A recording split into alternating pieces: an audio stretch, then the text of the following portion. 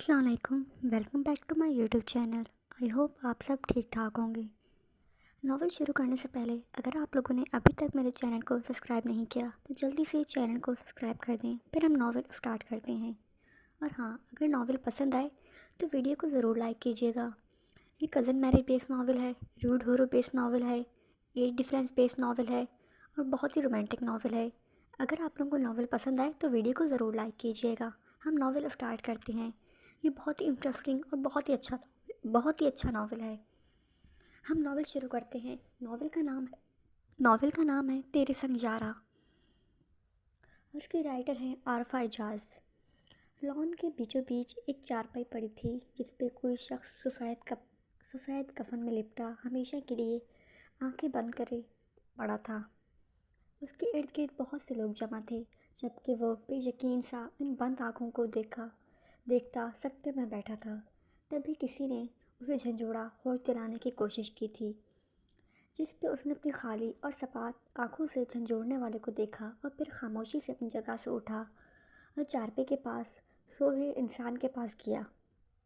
Dad, इनके बेजान चेहरे पे हाथ रखते उसने नरमी से पुकारा था, मगर चारपाई पे पड़े वजूद में कोई भी हलचल नहीं हुई तो वो चीखा, डैड उठे, मुझसे बात करें। डैड, आप मुझे छोड़ के नहीं जा सकते। आप ऐसा नहीं कर सकते डैड। उनका नाम पुकारते वो हलक के बल चीखा था और उसके साथ ही इसका ख्वाब टूटा और वो डैड पुकारता उठ बैठा। उसका धोनकी की तरह चल रहा था, जबकि शर्ट के बगैर कसरती जिस्म पूरा पसीने से भीगा हुआ था। उठ के बैठते उसने खौफज़दा निगाहें इधर उधर दौड़ाईं तो उसे इदराक हुआ कि वो किसी लॉन में नहीं बल्कि अपने कमरे में है। उसका जहन लाशऊर से शऊर में आया। उसके तने हुए असाब ढीले पड़ गए। उसने एक गहरा सांस हवा के सुपर्द करते अपने बाल दोनों मुट्ठियों में जकड़े।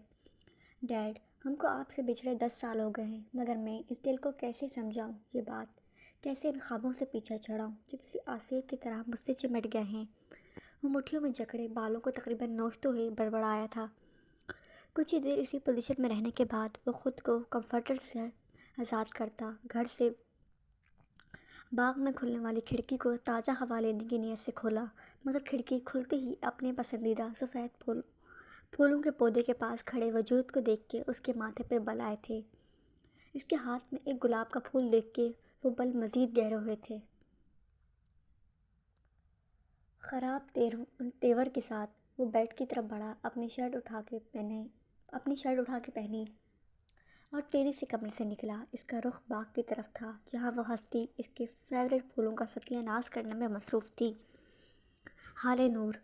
उसके सर पे पहुँचते सामे ने सर्द आवाज़ में उसका नाम पुकारा तो तिफरा फूल तोड़ता उसका हाथ वहीं का वहीं सकत हुआ था। वो हाले नूर थी। इस घर की इकलौती लड़की होने का शर्फ हासिल था उसको, और घर का इकलौता बेटा होने के नाते ताज सामा अब्दुर्रहमान के सर पे था। दोनों के मिजाज एक दूसरे से बहुत मुख्तलिफ थे, एक मशरिक़ था और एक मगरिब। हाले नूर जितनी चंचल और शरारती थी, सामा उतना ही सर्द मिजाज और अकड़ू था। इसके इस रवैये की वजह से हाले नूर अक्सर इसकी पसंदीदा चीज़ों को ख़राब करके सुकून हासिल करती थी। उसे बहुत खुशी मिलती थी इसको तंग करके। ये अलहदा बात है कि पकड़े जाने पे इसके सामने भीगी बिल्ली बन के खड़ी हो जाती थी। अभी भी ऐसा ही हुआ था। हाले फजर की नमाज के बाद यूं ही चहलकदमी के लिए बाग में आ गई थी, जो ना ज़्यादा बड़ा था और ना ही छोटा था। इसके दरमियाने बाग में मुख्तलिफ फूल पौधे और दरख्त एक तरतीब से सिजे हुए थे। यूं हुई चहलकदमी करते उसकी नज़र सामा के सफ़ेद गुलाबों के पौधे की तरफ गया था, जिसने अपने हाथ से ला के लगाया था। सिर्फ वो पौधा ही नहीं, सारे का सारा बाग सामा की मेहनत का मुंह बोलता सबूत था। वो अपना सारा वक्त इस बाग को ही देता था। हाले ने किसी के ना होने का अच्छी तरह इत्मीनान करने के बाद फूलों के पौधे को हाथ लगाया था। इस बात की तसल्ली भी की थी कि सामे के कमरे की खिड़की बंद है। अभी उसने 2 फूल तोड़े ही थे कि जाने कहाँ से बोतल के जिन की तरह हाजिर हो गया और ज़ोर से उसका नाम पुकारा था। अपने नाम की पुकार पे जहाँ उसका हाथ सकत हुए थे, वहीं सामे के ठंडे थार लहजे पे उसने खुद पे फातिया पढ़ ली थी। جل تو جلال تو آئی بلا کو ٹال تو، زیر لب کہتی وہ زبردستی اپنے ہونٹ پھیلاتے اس کی طرف مڑی جہاں وہ چہرے پہ ناگواری سے جائے اسے ڈھونڈنے میں مصروف تھا۔ اس کی آنکھیں خود پہ جمی دیکھ کے حالانکہ گلے کی گلٹی ابھر کے مدھوم ہوئی۔ تم یہاں باغ میں کیا کر رہی ہو؟ اور جو پھول کس خوشی میں توڑے ہیں تم نے؟ جتنی ناگواری سے اس کے چہرے پہ تھی اس سے کہیں زیادہ اس کے لہجے میں تھی۔ میں تو بس چہل قدمی کرنے آئی تھی، لڑکھڑاتی آواز میں بولتے اس نے پھولوں والا ہاتھ نامحسوس طریقے سے اپنے پیچھے کیا۔ میں نے ساتھ کچھ اور بھی پوچھا ہے، لہجہ پہلے سے زیادہ اور سخت تھا۔ وہ پھول یہ تو نہیں، یہ تو نیچے ٹوٹے ہوئے پڑے تھے، میں نے تو صرف اٹھائے ہیں۔ بس صبح صبح جھوٹ بولنے کی ضرورت نہیں، یہ پھول مجھے دو کیونکہ میں اپنی چیزیں کسی کے ساتھ شیئر نہیں کرتا، وہ پھول ہی کیوں نہ ہوں۔ صاحب نے اپنا ہاتھ آگے پھیلایا تو حالے نے مرے مرے انداز میں پھول اس کی ہتھیلی پہ رکھے۔ اب جاؤ یہاں سے، آئندہ مجھے نظر مت آنا۔ صاحب نے ایک طرف ہوتے اسے وہاں سے جانے کا آرڈر دیا تو حالے سکندر وہاں سیکنڈوں میں غائب ہو گئی۔ جب اس کے بھاگے جانے پہ سامنے نے ناگواری سے اس کی پشت کو دیکھا اور خود بھی وہاں سے نکلتا اپنے روم میں آ گیا۔ میں اپنی چیزیں کسی کے ساتھ شیئر نہیں کرتا، جیسے میں تو اس کے ساتھ چیزیں شیئر کرنے کے لیے مری جا رہی ہوں نا۔ اوپر اپنے پورچے میں آتے حالے نے اس کی نقل اتاری اور ساتھ ہی اپنا سر جھٹکا۔ یہ کیا کلے بڑبڑا رہی ہو؟ رحیلہ بیگم کی آواز پہ اس نے اپنے دھیان سے نکلتے ادھر ادھر دیکھا تو سامنے ہی کھڑی اسے غصے والے تہور سے گھور رہی تھی۔ وہ شاید نیچے کچن میں جا رہی تھی ناشتے کی تیاری کے لیے اور سیڑھیوں پہ ہی ان کی اپنی بیٹی سے ٹکراؤ ہو گیا تھا۔ اسے چھوڑے، میں آپ کو بتا رہی ہوں، عنقریب آپ کا یہ لاڈلا بھتیجا ان کی شکایت میں تائی جان کو لگانے والی ہوں۔ اپنے دونوں ہاتھ پہلوں میں جماتے اس نے آنکھیں چھوٹی کرتے کہا، تم اسے چھوڑو، وہ انتہائی سلجھا ہوا اور شریف بچہ ہے، تم خود پہ کوئی توجہ دو، اتنی بڑی ہو گئی ہو اور ابھی تک بات کرنے کی تمیز نہیں آئی۔ ان کی بات پہ حالہ کا منہ سارا کا سارا کھلا رہ گیا۔ ماما، کبھی کبھی تو میں سوچتی ہوں میں آپ کی سگی اولاد ہوں بھی یا نہیں، آپ کہیں سے اٹھا کے تو نہیں لائی مجھے۔ سامنے کو بولتے اس نے اپنی ذات کے لیے آواز اٹھائی تھی۔ خیر اب ایسی بھی کوئی بات نہیں ہے، ہمارا ٹیسٹ اتنا برا نہیں ہے جو ہم تمہیں اٹھا کے لائیں گے، اگر اٹھانا ہی ہوتا کسی فرما بردار بچے کو لے کے آتے۔ ان کی بات سنتے ہی اس کا منہ کھل گیا، جبکہ ان سے تھوڑی دور بیٹھے سیف صاحب کا قہقہ گونجا جس پہ اس کا مزید خون جلا تھا۔ بابا، اس نے احتجاجاً اسے پکارا۔ وہ مسکراہٹ ضبط کرتے منہ پہ انگلی رکھ گئے اور رحیلہ بیگم بھی اسے گھورتے ہوئے نیچے چلی گئی ناشتہ بنانے کے لیے۔ حالے بھی اپنی تازہ ہوئی عزت افزائی پہ پیر پٹکتے اپنے روم کی طرف بڑھ گئیں۔ اس کے انداز پہ سیف صاحب نے مسکراتے ہوئے نفی میں سر ہلایا اور دوبارہ اپنی اخبار کی طرف متوجہ ہو گئے۔ سامنے یہاں دھو کے تیار ہو کے فل یونیفارم میں ناشتے کے ٹیبل پہ آیا۔ گھر کی دونوں خواتین ریحانہ بیگم اور عصمت بیگم نے دل میں ماشاءاللہ کہا۔ سامنے ٹیبل پہ آتے ہی سب سے پہلے عصمت بیگم کے سامنے جھکا تو انہوں نے اس کے سر پہ ہاتھ پھیرا اور دعاؤں سے نوازا۔ پھر یہی عمل اس نے رحیلہ بیگم اور سیف صاحب کے آگے دہرایا۔ رحیلہ بیگم تو اس کے نیارے جا رہی تھی، ساتھ ہی انہوں نے ایک جتاتی نگاہ اپنی صاحبزادی پہ ڈالی جو منہ کے زاویے بگاڑے یہ سب کچھ دیکھ رہی تھی۔ وہ اپنی ماں کی جتاتی نظروں پہ اسے آگ لگی تھی۔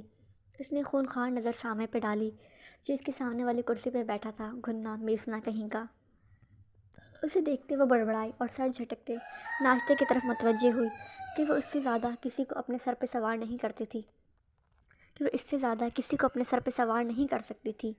سامنے بیٹے، آج کے دن مجھے دکان ضروری کام سے کہیں جانا ہے تو میں ناشتے کے بعد وہیں کے لیے نکل رہا ہوں، تم آج حالے کو اس کی جنفٹی چھوڑ دو۔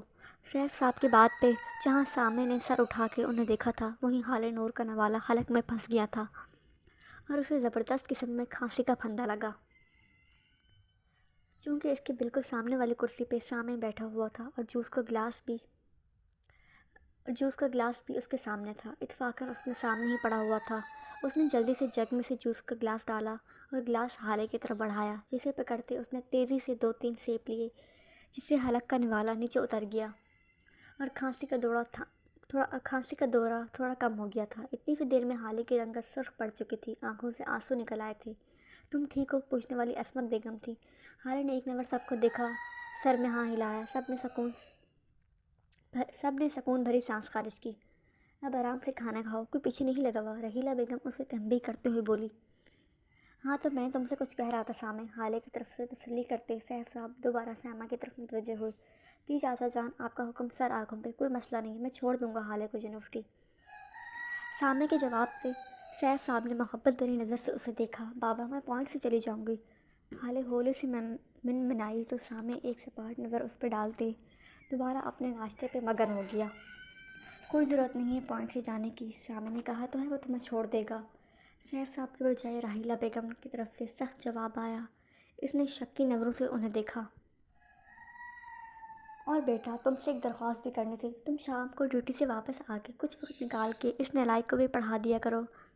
ہر سیمسٹر میں مر کے پاس ہوتی ہے، تم پڑھا دو گے تو شاید اچھی GPA لے آئے۔ رحیلہ بیگم کے نئے شوشے پہ حالے کا پورا منہ کھلا کا کھلا رہ گیا۔ اب اس نے اپنی ماں کو دیکھا تھا، اب تو اس کو پکا یقین ہو گیا تھا کہ اس کی ماں کہیں سے اسے اٹھا کے لائی ہے۔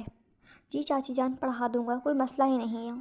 ان کے باتوں سے انکار کرنا تو گوا اس نے سیکھا ہی نہیں تھا۔ حالے تو بس بے بسی سے اپنی گردن کا شکنجہ مضبوط ہوتے دیکھ رہی تھی۔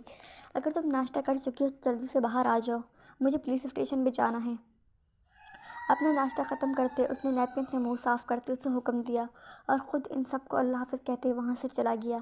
اس کی جاتی حالے بھی مرے مرے قدموں سے اپنے پورشن میں گئی اور کچھ ہی دیر میں بیگ سمیت واپس آئی۔ وہ باہر آئی تو سامع گاڑی گیٹ سے نکالے اسی کا انتظار کر رہا تھا۔ حالے کے بیٹھتے ہی سامع نے گاڑی دوڑائی تھی۔ سارے سفر کے دوران وہ خاموشی چھائی رہی۔ سامع سنجیدگی سے ڈرائیونگ کرتا رہا اور حالے بالکل دروازے کے ساتھ چپکی بیٹھی آیت الکرسی کا ورد کر رہی تھی۔ یونیورسٹی کے سامنے گاڑی رکتے اسے لگا زندان سے رہائی ملی ہے اسے۔ رات 8 بجے تم بک سمیت نیچے والے پورشن میں موجود ہو۔ 8 کا مطلب 8 ہونا چاہیے۔ مجھے وقت کی پابندی نہ کرنے والے لوگ سخت ناپسند ہیں۔ امید ہے تم سمجھ گئی ہوگی۔ گاڑی سے نکلنے سے پہلے اس کے کانوں سے سامع کی آواز ٹکرائی۔ اس نے فرمانبرداری سے سر ہلایا اور جلدی سے گاڑی سے اتر گئی۔ اس کے اترتے ہی سامع گاڑی بھگا کے لے گیا۔ سڑو کڑوا کریلا۔ اس کی گاڑی کو گھورتے حالے نے ہمیشہ کی طرح اس کو القابات سے نوازا اور یونی کا گیٹ کراس کر گئی۔ رحیلہ بیگم کے جاری کردہ فرمان کی وجہ سے حالے کا موڈ سارا دن آف ہی رہا تھا۔ چھٹی کے وقت اسے سیف صاحب ہی پک کرنے آئے تھے مگر پھر بھی اس کا منہ سوجا ہی رہا۔ سیف صاحب کی ہر بات کا جواب اس نے صرف ہوں ہاں میں ہی دیا تھا۔ گھر آتی وہ سیدھا اپنے پورشن میں گئی تھی۔ کمرے میں پہنچتے ہی پیچھے دروازہ زوردار طریقے سے بند کیا۔ اس کی آواز پورے گھر میں گونجی تھی۔ بگڑے موڈ کے ساتھ اس نے بیگ بیڈ پہ پھینکا تھا اور خود بھی اوندھے منہ بیڈ پہ ڈھیر ہو گئی تھی۔ اسے یوں لیٹتے تھوڑی دیر ہی گزری تھی کہ رحیلہ بیگم کھانے کی ٹرے لیے اس کے کمرے میں داخل ہوئی تھیں مگر اسے بیگ سمیت بے ترتیبی سے بیڈ پہ لیٹا دیکھ کے ان کا پارا ہائی ہوا۔ حالے نور تم نے کب بڑا ہونا ہے؟ 22 کی تم ہو چکی ہو اور ابھی تک تمہارا بچپنا ختم نہیں ہوا، راحیلہ بیگم نے اسے دانت پیستے کہا اور کھانے کی ٹرے اسٹڈی ٹیبل پہ رکھی تھی۔ عموماً تو حالے خود نیچے کچن میں آ کے کھانا کھاتی تھی مگر آج راحیلہ بیگم خود کھانا لے کے آئی تھیں اس کے لیے۔ ان دونوں کے آپس کے تعلقات سے وہ واقف تھیں اور یہ بھی جانتی تھیں حالے ضد میں نہیں جائے گی پڑھنے، بس اسے آرام کرنے آئی تھیں مگر اس کی بے ترتیبی دیکھ کے ان کا دماغ آؤٹ آف کنٹرول ہوا تھا۔ اور جو آپ سگی ماں کے ہوتے مجھ سے فتیلے جیسا سلوک کرتی ہیں، اس نے اسی پوزیشن میں روحان سے لہجے میں سوال کیا۔ کیا بکواس کر رہی ہو؟ رحیلہ بیگم نے اسے گھوری سے نوازا۔ ہاں تو اور کیا، سب جانتے بوجھتے آپ مجھے آدم خور کے جنگل میں اکیلا چھوڑ رہی ہیں، تڑپ کے سیدھے ہوتے وہ بولی تھی۔ زیادہ فالتو بولنے کی ضرورت نہیں، اٹھو اور کھانا کھا لو، میں ماں ہوں تمہاری، کوئی دشمن نہیں، جو کرتی ہوں تمہارے بھلے کے لیے کرتی ہوں۔ اسٹڈی ٹیبل سے کھانے کی ٹرے اٹھا کے اس کے سامنے رکھتے انہوں نے اپنی بات مکمل کی۔ نہیں کھانا مجھے اور نہ ہی آپ کے لاڈ صاحب سے پڑھنا ہے۔ اس کی ہر دھرمی پہ رحیلہ بیگم نے چند لمحے اس کو دیکھا پھر اس کے سامنے سے ٹرے اٹھا لی۔ نہیں کھانا تو تمہاری مرضی اور جہاں تک پڑھنے کی بات ہے وہ تم جانو اور سامع، میں نے بس اسے کہنا تھا آگے تمہیں پڑھانا اس کی ذمہ داری ہے اور میں جانتی ہوں وہ اپنی ذمہ داریاں خوب نبھاتا ہے، رحیلہ بیگم نے اطمینان سے کہا اور ٹرے سمیت کمرے سے نکل گئی۔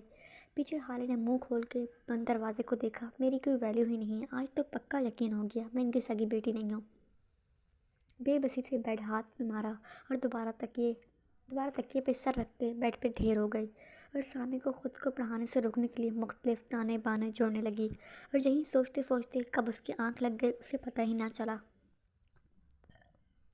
وہ جانے کب تک سوتی رہی۔ رحیلہ بیگم نے اسے آ کے جھنجھوڑا اور اس نے آنکھیں کھولی۔ اٹھ جا مہرانی صاحبہ، کب تک سوتی رہیں گی؟ بس قدیں نکالتی جا رہی ہو مگر عقل گھٹنوں میں ہے۔ یہ نہیں کہ نیچے آ کے ماں اور تائی کا ہاتھ پٹا دوں، کب تک وہ دونوں بڑھیاں اکیلی لگی رہیں گی؟ مگر نہیں، تمہیں تو شرم چھو کے نہیں گزری۔ اسے آنکھیں کھولتے دیکھ کے رحیلہ بیگم نے اسے بے نقد سنائی تھیں، جس سے اس کا دماغ بہت جلد بیدار ہوا تھا۔ اس نے منہ بسوڑتے کچھ کہنا چاہا، مگر رحیلہ بیگم کے تیور دیکھتے چپ ہو جانے میں ہی عافیت سمجھی اپنی۔ منہ بسوڑتے وہ اٹھ کے بیٹھی۔ جمائی لیتے اس کی نظر وال کلاک پہ پڑی اور پھر آنکھیں کھلی کی کھلی رہ گئی، کیونکہ گھڑی بتا رہی تھی کہ 8 بجنے میں بس 5 منٹ رہ گئے ہیں۔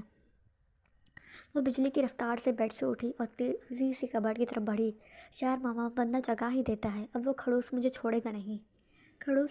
وہ سامنے کو کہہ رہی ہے۔ آخری بات اس نے سرگوشی میں کہی تھی۔ الٹا چور پتوار کو ڈانٹے۔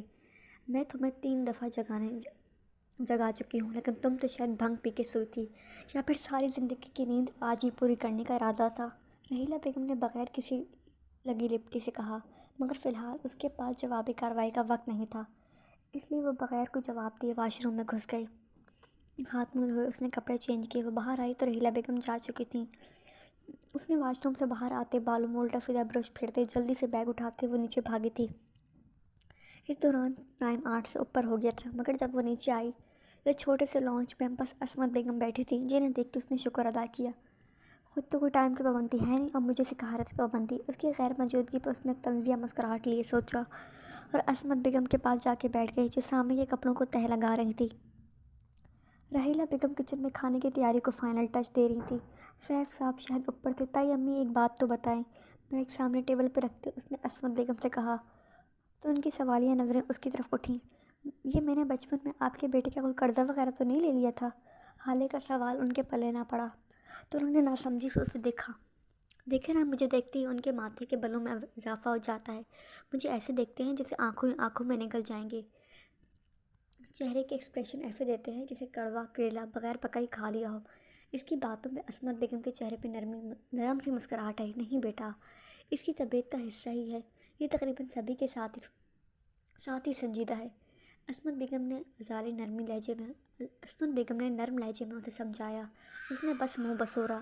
اچھا جاؤ، یہ کپڑے سامنے کے کپڑے میں رکھاؤ، میں ذرا رحیلہ کو دیکھ لوں۔ عصمت بیگم کے کہنے پہ حالے نے آنکھیں بڑی کر کے انہیں دیکھا تھا۔ میں جاؤں؟ اس نے اپنی طرف انگلی کرتے شدید حیرانگی سے پوچھا۔ ہاں تم۔ مختصر سا جواب دے کے وہ اس کی سنے بغیر کچن میں چلی گئی تھی، اور وہ بے بسی سے ان کی پشت کو دیکھتی رہ گئی۔ کچھ دیر یوں ہی بیٹھے رہنے کے بعد حالے جلد و جلال کا ورد کرتے وہ سامنے کے کپڑے اٹھا کے اس کے کمرے کی طرف بڑھی۔ کمرے کے دروازے پہ کھڑے ہوتے اس نے ہلکی سی دستک دی تھی، مگر اندر سے کوئی جواب نہ آیا تو اس نے آہستگی سے دروازہ کھول کے پہلے سر اندر گھسایا۔ اب پورے کمرے میں نظر دوڑائی تو وہ اسے کہیں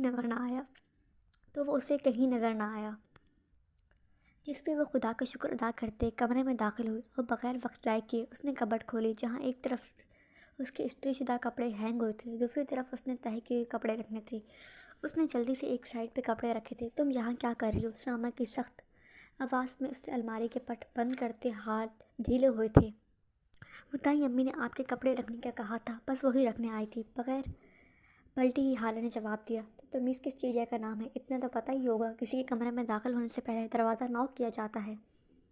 اس بات پہ غصے سے بل کھاتے اس کی طرف مڑی۔ میں نے ناک کیا تھا، آپ کو سنائی نہیں دیا تو اس میں میرا کیا قصور ہے؟ اوکے، تو کسی کے کبرڈ میں بغیر اجازت گھسنے کا مطلب تم صوفے یا بیڈ پر بھی تو رکھ سکتی تھی نا کپڑے۔ سامنے کی باتوں سے اس کا پارا ہائی ہوا اور مزید ہائی ہوتا جا رہا تھا۔ اس نے غصے بھری ایک نگاہ سامنے پہ ڈالی اور بغیر کچھ کہے تو دروازے کی طرف بڑھی اور جاتے ہوئے دروازہ تیز آواز میں بند کیا۔ حالانکہ یہ حرکت اس کے لیے ناگواری کا سبب بنی تھی، جس پہ بامشکل قابو پاتے وہ بالوں میں برش کر کے لانج میں آیا، جہاں وہ پھولے منہ کے ساتھ بکس کھولے بیٹھی تھی۔ میں نے 8 بجے کا کہا تھا، پھر 8 سے ٹائم اوپر کیسے ہوا؟ اس کے سامنے ٹیبل کی دوسری سائڈ نیچے بیٹھتے اس نے ٹھنڈے تھار لہجے میں پوچھا۔ اس کے پوچھنے پہ حالے نے جھٹکے سے سر اٹھا کے اسے دیکھا۔ غصے اور خفگی پل میں اڑان چھوڑتے اور ساتھ ہی سوچ کے در کھلتے۔ وہ تو لانچ میں تھا ہی نہیں، تو اسے کیسے پتہ چلا وہ لیٹ آئی ہے؟ میں ٹائم پہ آئی تھی، آپ خود یہاں موجود نہیں تھے۔ خود کو مضبوط کرتے اس نے ڈٹائی کا مظاہرہ کیا۔ میں تمہارے انتظار میں 10 منٹ بیٹھنے کے بعد اپنے روم میں فریش ہونے گیا تھا۔ اس کی سن کے حالے کچھ لمحوں کے لیے چپ کی چپ رہ گئی، مگر پھر کچھ بولنا چاہا۔ میں مزید کوئی جھوٹ سننا نہیں چاہتا، آج پہلا دن تھا اس لیے رعایت مل گئی، آئندہ ایسا بالکل نہیں ہوگا۔ بکس نکالو اور جو جو سمجھ نہیں آتا وہ مارک کرو، آج بس مارک کریں گے، کل سے باقاعدہ سمجھنا شروع کرواؤں گا، سمجھانا شروع کروں گا۔ اس نے منہ کھولے دیکھتے سامنے اسے ٹوک دیا۔ کھڑوس کہیں کا، ہارے ہولے سے بڑبڑائی تھی۔ کچھ کہا تم نے؟ نہیں، میں تو کہہ رہی تھی کہ بس میں مار کرنے لگی ہوں۔ جلدی جلدی بول وہ کتاب پہ جھک گئی اور سامنے اس کے جھکے سر کو دیکھنے کے بعد اس کی دوسری بک اٹھا کے انہیں دیکھنے لگا۔ آپ کو نہیں لگتا ہمیں حالے کے بارے میں کچھ سوچنا چاہیے؟ کھانے اور چائے کے بعد سب نے کچھ دیر ٹی وی دیکھا اور پھر سب سونے کے لیے اپنے کمروں میں چلے گئے۔ سیف صاحب نے آتے ہی آج کے دن کے حساب کتاب میں لگ گئے، جبکہ رحیلہ بیگم بیڈ کے ساتھ ٹیک لگائے حالے کے بارے میں سوچنے میں مصروف ہو گئی تھی۔ پھر اچانک اس سیف صاحب کو مخاطب کرتے انہوں نے یہ سوال کیا، سوچنا کیا ہے بیگم؟ اس کی شادی کے بارے میں۔ اور کس بارے میں؟ سیف صاحب کی بے توجہی پہ وہ جی بھر کے بدمزہ ہوئی تھی، بے خبری پہ وہ جی بھر کے بدمزہ ہوئی تھی۔ سیف صاحب کی بے خبری پہ وہ جی بھر کے بدمزہ ہوئی تھی۔ اتنی جلدی بھی کیا ہے، ابھی تو وہ پڑھ رہی ہے۔ رسیدوں کو الٹ پلٹ کے دیکھتے ان نے بات ہوا میں اڑائی، ابھی سے کوشش کریں گے تو اس کی پڑھائی مکمل ہونے تک کچھ ہوگا نا؟ کیا مطلب ہے اس بات کا؟ اب کی دفعہ سیف صاحب نے ان کی طرف دیکھتے سخت لہجے میں پوچھا۔ میرا مطلب ہے، آپ جانتے تو ہیں نا اس کا مزاج لاابالی سا ہے، کسی کو بات کو سنجیدہ نہیں لیتی اور نہ ہی اس کا کچن کے کاموں کی طرف رخ ہے، کوئی دھیان ہے، نہ ہی کسی کچن کے کاموں کی طرف اس کا کوئی دھیان ہے۔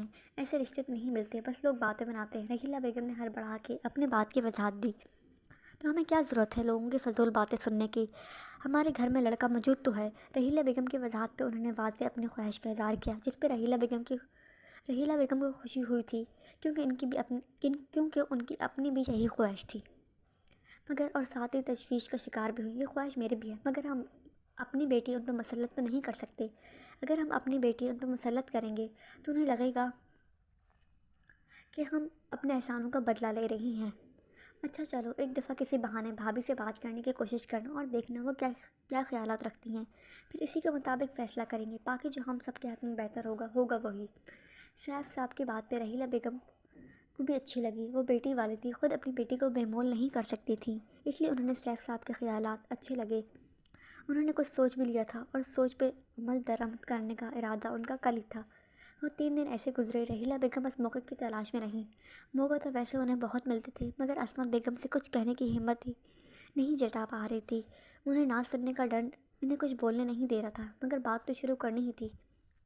ابھی وہ دوپہر کا کھانا بنا کے دونوں خواتین لاؤنج میں بیٹھی تھی۔ حالے یونیورسٹی، سامنے پولیس اسٹیشن، سیف صاحب دکان پہ تھے۔ یہ موقع رحیلہ بیگم کو بہتر لگا، اس نے بات کرنے کی ٹھانی۔ بھابھی میں سوچ رہی ہوں کسی رشتے والے کو حالے کے رشتے کا ڈھونڈنے کے لیے کہوں۔ باتیں ہی باتوں میں انہوں نے کہا اور ساتھ ہی کن آنکھوں سے ان کے تفرات بھی جانچے جنہوں نے چونک کے انہیں دیکھا تھا۔ اتنی بھی کیا جلدی رحیلہ، ابھی تو پڑھ رہی ہے۔ انہوں نے بھی لگ بھگ سیف صاحب کی بات کو دہرایا۔ ہاں لیکن بھابھی آپ یہ بھی تو دیکھیں، آج کل اچھے رشتے ملنا کتنی مشکل ہے، ابھی سے تلاش شروع کریں گے تو ہی کوئی بات بنے گی۔ اور حالے کو بھی تو آپ جانتی ہیں وہ کس مزاج کی ہے، اس کی ماں ہونے کے ناطے اس کے مستقبل کے لیے فکر مند ہوں میں۔ رحیلہ بیگم کے لہجے میں فکر تھی۔ اچھا چلو، جیسے تمہیں بہتر لگے ویسے ہی کرو۔ عصمت بیگم کی بات پہ رحیلہ بیگم بہت مایوس ہوئی، مگر جلدی خود کو سنبھالتے انہوں نے بات بدل دی۔ پھر اس دن کے بعد رحیلہ بیگم بہت بجھی سی رہتی تھیں، خواہ حالے کو بھی جھاڑ دیا اور وہ ہکا بکا بس انہیں دیکھتی رہیں۔ سامنے سے پڑھنے کی وجہ سے وہ کمرہ بند کر کے بھی نہیں بیٹھ سکتی تھی، اس لیے بس صبر کے گھونٹ بھر کے رہ گئی۔ رات کو سونے سے پہلے رحیلہ بیگم نے ساری بات سیف صاحب کے سامنے کی۔ ان کے چہرے پہ بھی فکر کی پرچھائیاں لڑائی تھی۔ تم خواہ پریشان ہو رہی ہو، شاید وہ سامنے سے پہلے بات کرنا چاہ رہی ہوں۔ سیف صاحب نے ان کی سے زیادہ خود کو تسلی دی تھی۔ اب ایسی بھی بات نہیں ہے سیف، اگر انہوں نے حالے کو سامنے کے لیے سوچا ہوتا تو کوئی اشارہ دیتی، مگر انہوں نے جیسے تمہاری مرضی کہہ کے بات ہی ختم کر دی، اور آپ جو کہہ رہے ہیں وہ خود کو جھوٹی تسلی دینے والی بات ہے۔ رحیلہ بیگم کی بات میں دم تھا، اس لیے سیف صاحب بھی بس گہری سانس بھر کے رہ گئے۔ اچھا چلو، جیسے تمہیں بہتر لگے وہ کرو۔ سیف صاحب نے سب کچھ ان کے ذمہ کر کے کروٹ بدلتے آنکھیں بند کر کے لیٹ گئے، اور رحیلہ بیگم بھی مختلف باتیں سوچنے میں مصروف ہو گئی۔ عبدالرحمن صاحب اور سیف صاحب 2 بھائی تھے، والدہ نے حیات نہیں تھی، دونوں اپنی زندگی میں اپنی زندگی میں دونوں کی شادی کر گئے تھے۔ عبدالرحمن صاحب کی اپنی پھوپھی زاد عصمت بیگم سے شادی ہوئی تھی اور سیف صاحب کی خالہ زاد رحیلہ بیگم سے۔ دونوں کی شادیاں آگے پیچھے ہوئی تھیں۔ سیف صاحب کی اپنی کپڑوں کی دکان تھی، جبکہ عبدالرحمن صاحب فیکٹری میں مشین آپریٹر تھے۔ عصمت بیگم کو شادی کے سال بعد ہی اللہ نے سامنے سے نواز دیا تھا، مگر رحیلہ بیگم اور سیف صاحب کو شادی کے بعد 6 سال بعد اللہ نے حال نور سے نوازا تھا۔ دونوں ہی گھر بھر کے لاڈلے تھے۔ ڈبل سٹوری گھر کے اوپر والے پورشن میں سیف صاحب اور اپنی فیملی سمیت رہتے تھے اور نیچے والے پورشن میں عبدالرحمن صاحب اور ان کی فیملی رہتی تھی۔ زندگی میں رواری چین ہی چین تھا، مگر عبدالرحمن صاحب کی اچانک موت نے سب کو ہلا کے رکھ دیا۔ ان کی موت دل بند ہونے کی وجہ سے ہوئی تھی۔ دل بند مطلب ہارٹ اٹیک ہونے کی وجہ سے ہوئی تھی۔ ان کی موت نے سب کو بہت غمگین کر دیا تھا، مگر ان کی موت کا سب سے زیادہ اثر سامنے پہ ہوا تھا۔ وہ ان سے حد سے زیادہ اٹیچ تھا، اس لیے وہ ان کی موت کو قبول نہیں کر پا رہا تھا۔ پہلے تو کچھ عرصہ اس نے اس بات کو قبول ہی نہیں کیا تھا کہ وہ نہیں رہے۔ پھر جیسے اس نے اس موت کو قبول کر ہی لیا، وہ بالکل خاموش ہو گیا تھا، نہ ہی کسی سے بات کرتا تھا، نہ ہی کسی پہ غصہ کرتا تھا۔ زیادہ تر اس کے غصے کے نشانہ حالے ہی بنتی تھی۔ وہ اسی بنا پہ وہ اس سے جتنا ممکن ہوتا تھا فاصلہ رکھتی تھی۔ عبدالرحمن صاحب کی وفات کے بعد رحیلہ بیگم اور سیف صاحب نے دونوں ماں بیٹے کا ہر طرح خیال رکھنے کی کوشش کی تاکہ ان دونوں کو عبدالرحمن صاحب کی کمی محسوس نہ ہو۔ اس نے BBA کرنے کے بعد CSE کا امتحان کلیئر کیا اور وہ پولیس میں جاب کر رہا تھا۔ اگر سیف صاحب نے بہت کچھ کیا تھا اس کے لیے، تو اس بدلے میں سامع کے لیے بھی ان کی بات حرف آخر ہوتی تھی۔ جیسے عبدالرحمن صاحب کہتے ویسے ہی کرتا، مگر وہ اس سے کہ غصہ کم نہ کر سکے۔ وقت کے ساتھ ساتھ سنجیدگی اور غصہ اس کی ذات کا حصہ بن گئے تھے۔ سوری، میں اوپر غلط بول گئی تھی۔ وہ غصہ بھی بہت کرتا تھا اور کسی سے بات بھی نہیں کرتا تھا۔ حالے کو سامنے سے پڑھتے ہوئے کافی دن گزر گئے تھے اور اس کی جان سولی پہ ٹنگی ہوئی تھی۔ اتنی سخت یونی میں پروفیسر نہیں ہوتے جتنے سخت سامع تھا۔ آج بھی وہ معمول کے مطابق بک سمیت نیچے آئی۔ اس وقت عصمت بیگم کے پاس سامع کی کال آئی کہ ایک کیس کی وجہ سے وہ لیٹ گھر آئے گا۔ یہ سنتے ہی حالے کی تو گوا عید ہو گئی تھی آج۔ کم از کم آج کے دن تو اس کی جلاد سے جان چھوٹی۔ اسی خوشی میں اس نے مووی دیکھنے کا پلان بنایا۔ کھانے کے بعد اپنے لیپ ٹاپ سمیت اپنے کمرے میں گھس گئے۔ مووی جب کلائنٹ پہ پہنچی تو اسے چائے پینے کی طلب ہوئی۔ اس نے مووی اسٹاپ کی اور چائے بنانے چلی گئی۔ چائے بس بن ہی چکی تھی جب اسے سامع کی گاڑی کے ہارن کی آواز سنائی دیا۔ اس نے جلدی سے چائے چھان کے کپ میں ڈالی اور کپ سمیت تیزی سے وہاں سے غائب ہونا چاہا۔ سنو، وہ ابھی سیڑھیوں کے پاس پہنچا ہی تھا کہ اس کی بھاری آواز سن کے وہیں کھڑی کی کھڑی رہ گئی۔ دل میں اپنے اس ٹائم چائے پینے کی خواہش پہ خود کو جی بھر کے ڈانٹا اور کوسا۔ جی، اس کے حلق سے مری مری آواز نکلی، مجھے بھوک لگی ہے، کچھ کھانے کو دو۔ جی، اس کی حلق سے مری مری آواز نکلی تھی، مجھے بھوک لگی ہے، کچھ کھانے کو دو۔ اسے کہہ کے خود کچن میں داخل ہوا اور فریزر کی طرف بڑھا۔ وہاں سے پانی کی بوتل نکالی اور اسٹینڈ سے گلاس لے کے وہیں پر ڈائننگ ٹیبل کی ایک کرسی کھینچ کے بیٹھ گیا، جبکہ دوسری طرف اس کی فرمائش سن کے اس کی سانس حلق میں اٹک گئی تھی اور مرے مرے قدموں سے وہ اس کے پیچھے کچن میں داخل ہوئی اور فریج سے سالن کا ڈونگا نکالا۔ اسے اوون میں رکھتے ٹائم سیٹ کیا تھا۔ سالن تو وہ پہلے کا بنا کھا لیتا تھا، مگر روٹی اسے تازہ ہی چاہیے ہوتی تھی اور وہ اسی بات کو لے کے ہلکان ہو رہی تھی۔ اس جیسی پھوڑ لڑکی جسے بس چائے بنانا آتی تھی، وہ تازے پھلکے کیسے بنائے گی؟ اس نے کن آنکھوں سے اس کھڑوس کو دیکھا جو کرسی کے ساتھ ٹیک لگائے بیٹھا موبائل یوز کر رہا تھا۔ اسے موبائل میں مصروف دیکھ کے اس نے جلدی سے سالن پلیٹ میں نکالا۔ اس کا ارادہ اس کھڑوس کے سر اٹھانے سے پہلے کھانا اس کے سامنے رکھ کے وہاں سے کھسکنے کا تھا۔ میں تازی روٹی کھاؤں گا۔ اس کی آواز سن کے ہاٹ پاٹ اٹھاتی وہ اپنی جگہ سے اچھلی تھی اور ڈرتے پیچھے مڑ کے دیکھا جہاں وہ سنجیدگی سے اسے دیکھ رہا تھا، اور اس کے متوجہ ہونے پہ اس نے دوبارہ اپنی نگاہیں موبائل پہ جما لی تھی۔ اس کی بات سن کے اس نے تھوک نگلتے فریج سے آٹے والا باؤل نکالا تھا اور چولہے پہ توا رکھتے گیس آن کی۔ اس کے بعد باؤل سے آٹا لیتے الٹا سیدھا پیڑا بنا ہی لیا تھا۔ اس سے اگلا کام اسے بیلنے کا تھا۔ آٹا فریج میں پڑا تھا، اس لیے وہ ٹھنڈا ہونے کی وجہ سے سخت تھا۔ اسے روٹی بیلی نہیں جا رہی تھی۔ روٹی بیلتے روحانسی ہو گئی تھی۔ کاش ماما کی باتیں ایک کان سے سن کے دوسرے کان سے نہ نکالتی۔ آج یہ دن تو نہ دکھنا پڑتا۔ اس کھڑوس نے روٹی دیکھنے کے بعد جن نظروں سے مجھے دیکھنا ہے، بس وہ مجھے اوپر پہنچانے کے لیے کافی ہوں گی۔ روٹی بیلتے ہوئے وہ ہلکی آواز میں بڑبڑائی، پھر جیسے تیسے کر کے 2-3 روٹیاں بنانے میں کامیاب ہو گئی، مگر ان کو دیکھنے کے بعد شرمندگی کے مارے اس کا دھاڑے مار کے رونے کو دل کر رہا تھا۔ روٹی گول ہونے کے بجائے 3 کونوں والی تھی، اچھی طرح نہ بیلنے کی وجہ سے سائز میں بالکل چھوٹی اور کناروں اور درمیان سے بہت موٹی تھی، مگر جلدی جلدی اپنی شرمندگی پہ 2 حرف پیشتے اس نے روٹیاں ہاٹ پاٹ میں رکھیں۔ ہاٹ پاٹ بند کرتے اس نے سالن سمیت ٹیبل پہ اس کے سامنے رکھتے اس نے وہاں سے بھاگنے کو تھی۔ رکو، مجھے چائے بھی بنا کے دو، میں کھانے کے بعد چائے لازمی پیتا ہوں۔ اس کے ارادے پہ پانی پھیرتے اس نے اسے حکم سنایا۔ ایک لمحے کو اس کی دھڑکن سست پڑی اور اگلے ہی لمحے گلٹی بھر کے مدھوم ہوئی۔ ایسے حکم چلا رہا ہے جیسے میں اس کی ملازمہ ہوں۔ یا اللہ، کس طرح اس ذلات سے بچا لے۔ غصے سے شروع کی گئی بات اختتام تک نہ پہنچے، بس پہنچنے تک بے بسی میں ڈھل گئی تھی۔ واپس مڑتے اس نے آنکھوں کو بند کرتے گہرا سانس بڑھا اور قدم کاؤنٹر کی طرف بڑھائے۔ ارادہ اپنے لیے بنائی گئی چائے اسے دینے کا تھا اور ساتھ ہی ساتھ دل میں کاؤنٹ ڈاؤن اسٹارٹ کیا۔ یہ کیا ہے؟ اس نے ابھی 9 اور 10 بولا ہی تھا کہ اسے غصے سے بھرپور آواز گونجی۔ اس نے مڑ کے دیکھا تو روٹی ہاتھ میں پکڑے سخت غصے سے اسے گھور رہا تھا۔ روٹی ہے، اس نے معصومیت سے جواب دیا۔ اسے روٹی کہتے ہیں؟ اس کا بس نہیں چل رہا تھا سامنے کھڑی ڈیٹ لڑکی کو اٹھا کر کہیں پھینک دے جو اپنے بنائے گئے شہکار کو روٹی کا نام دے رہی تھی۔ شرم آنی چاہیے تمہیں، یونیورسٹی میں پہنچ گئی ہو تم اور ابھی تک روٹی بنانا نہیں آتی؟ زندگی میں کیا ہی کیا ہے تم نے؟ تم کھوئے سے اب غصے سے پھنکارتا اس پہ ایک سخت نگاہ ڈالتا وہ کچن سے نکل گیا، کیونکہ بھوک تو اس کے شاندار شہکار کو دیکھ کے مر گئی تھی۔ اس کے جاتے اس نے گہری سانس بھری اور چیئر پہ ڈھیر ہو گئی۔ آج تو وہ سستے میں ہی چھوڑ گیا تھا۔ اگر اس نے اتنے ہی نخرے کرنے تھے تو لائٹ صاحب خود ہی بنا لیتے، میرا ایویں وقت برباد کیا۔ چائے بھی ٹھنڈی ہو گئی میری۔ کچھ دیر بعد خوف کے احساس سے نکلتے وہ بڑبڑائی اور سالن اٹھا کے فریج میں رکھا، ہاٹ پاٹ کاؤنٹر پہ رکھا، چائے دوبارہ گرم کرتے مگ میں ڈالی، گنگناتے ہوئے کچن کی لائٹ آف کرتے اپنے کمرے کی طرف بڑھ گئے۔ رحیلہ بیگم نے حالے کو بتائے بغیر رشتے والے کو رشتہ ڈھونڈنے کا کہہ دیا اور کچھ ہی دنوں میں رشتے والے نے گرین سگنل بھی دے دیا۔ رحیلہ بیگم نے سیف صاحب اور عصمت بیگم سے مشورہ کرنے کے بعد انہیں سنڈے کو آنے کا بول دیا۔ حالے کو عین سنڈے والے دن رحیلہ بیگم نے رشتے کا بتایا اور تیار ہونے کا کہا، جبکہ حالے حیران پریشان کتنی دیر ان کی شکل دیکھتی رہی۔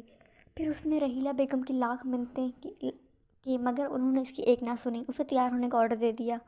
سیف صاحب بھی صبح صبح دکان پہ چلے گئے تھے۔ سامنے گھر پہ تھا اس لیے وہ دکان پہ چلے گئے تھے، ورنہ انہیں کسی نہ کسی طرح مسکا لگا کے اس رشتے کو رکوا سکتی تھی، کیونکہ اس کا کہنا تھا یونیورسٹی سے فارغ ہونے کے بعد اس سب کے بارے میں سوچے گی۔ مگر رحیلہ بیگم ٹھہری ماں، انہوں نے اپنی منوا کے ہی چھوڑی۔